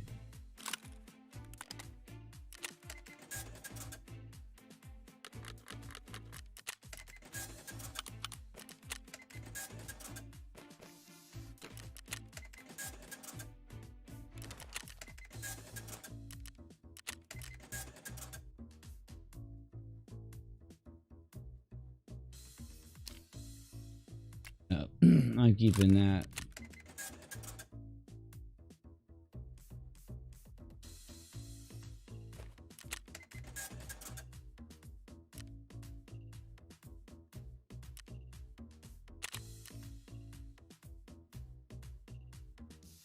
What can I buy from him that's going to be worth some fucking... Oh, these. Okay. Let me see. I can buy 4 of those.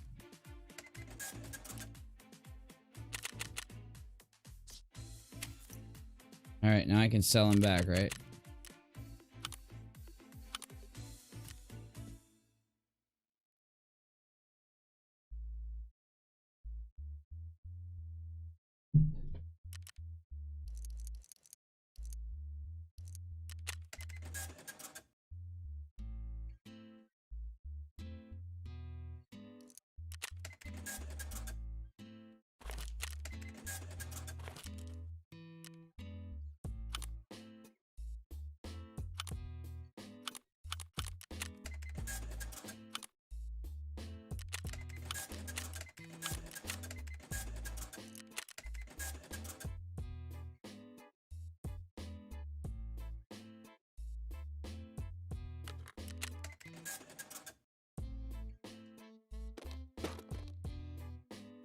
All right, we're getting close.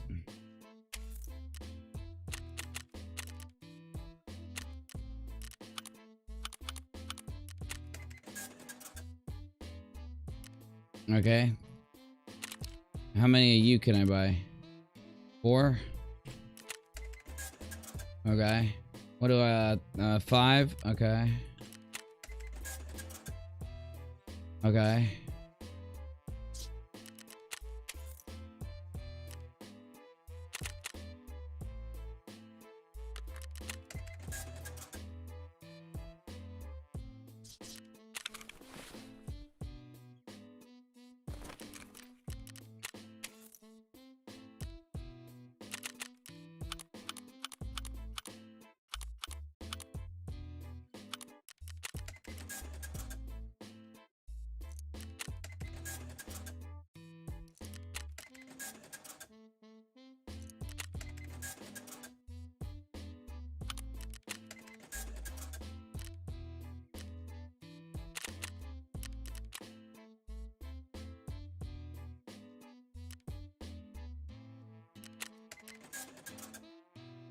All right, I should have enough here as soon as I can sell those.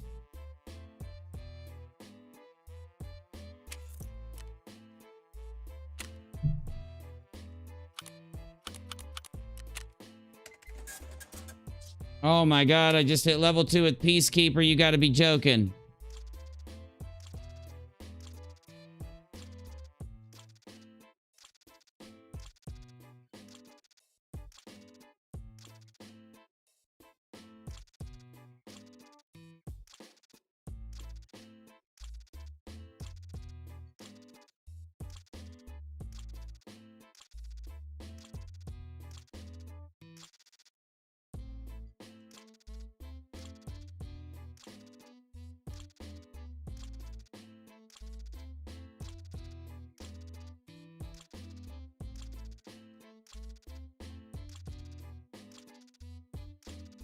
Oh my god, come on.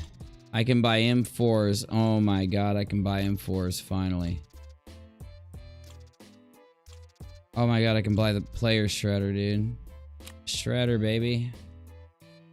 Can I buy MP9 mags though? Gas analyzers. I gotta find them.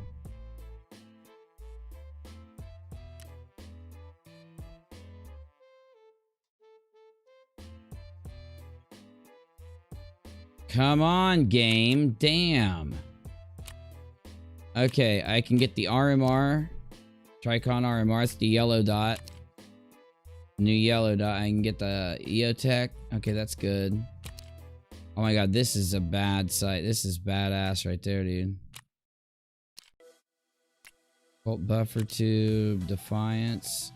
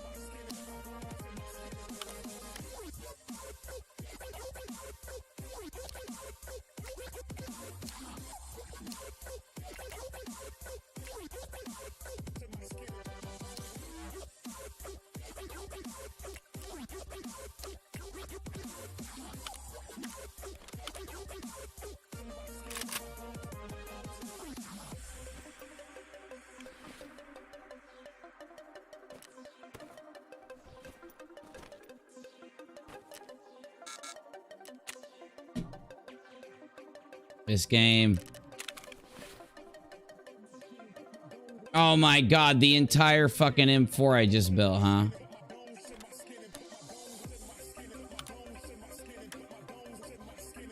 Jesus.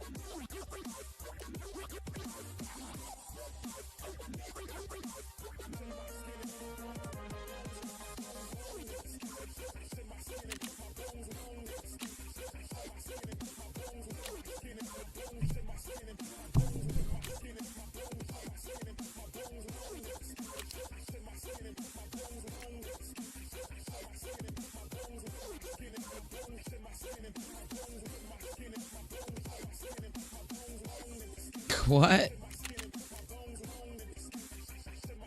What happened?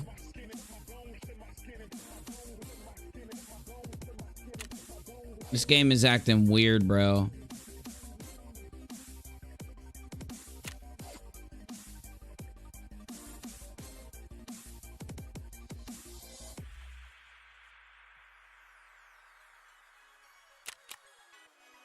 Oh my god, this game. Okay, that's a good pistol. That's a good pistol.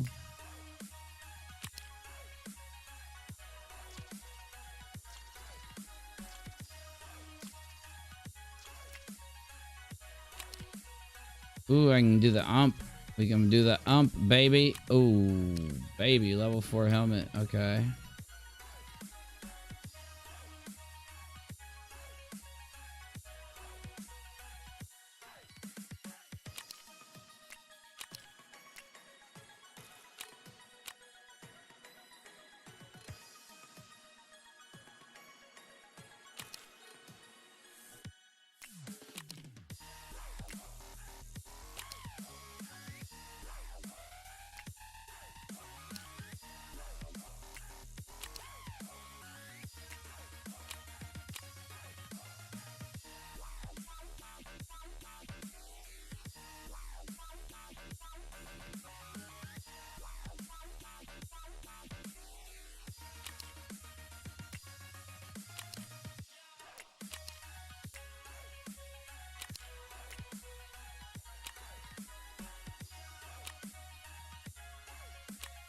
Oh, I got Quake Maker.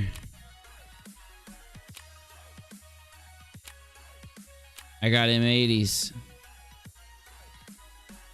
Okay, this game just opened up for us, dude.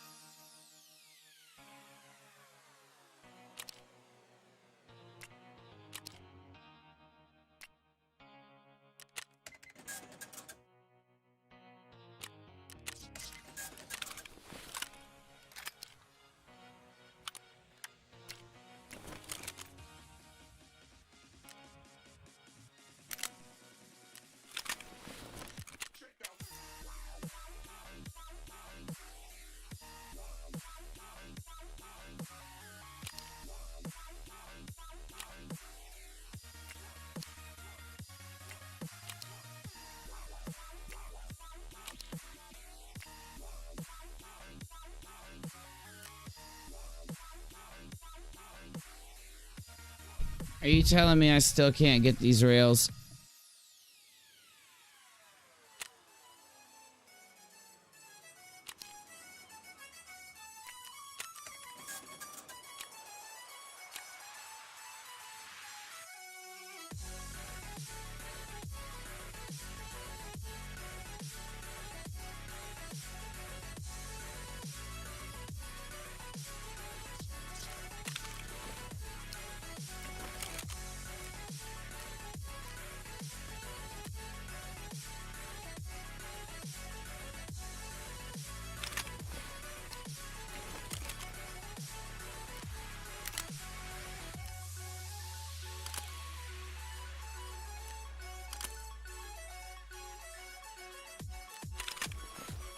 All right.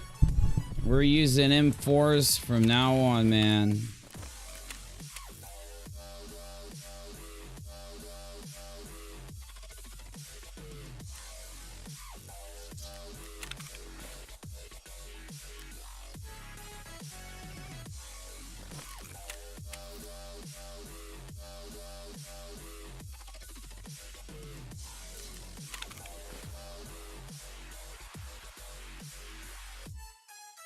All right, buddy.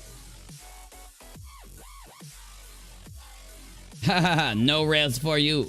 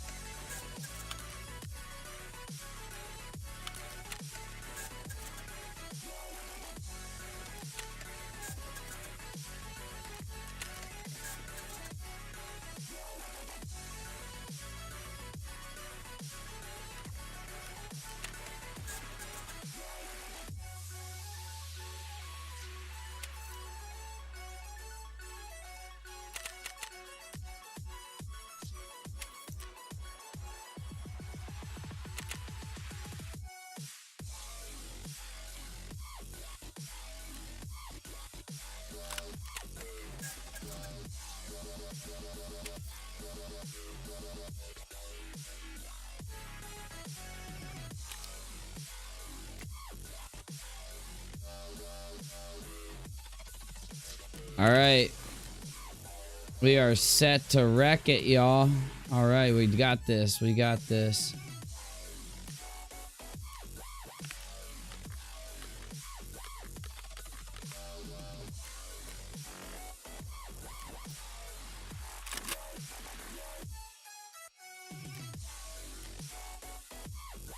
I need some ammo.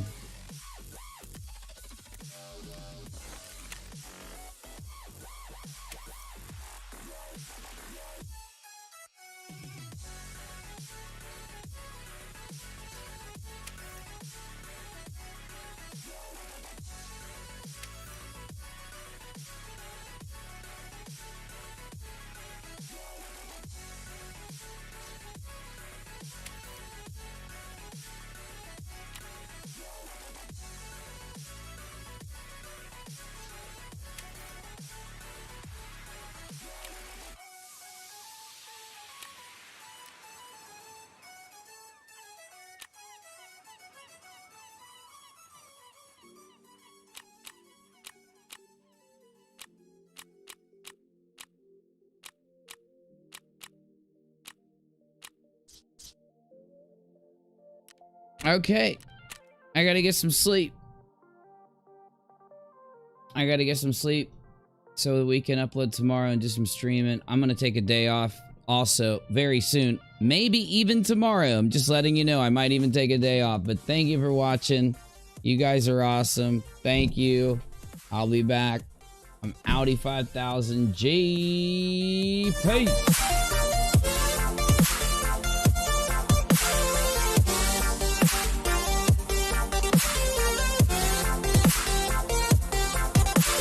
Thank you, CJ.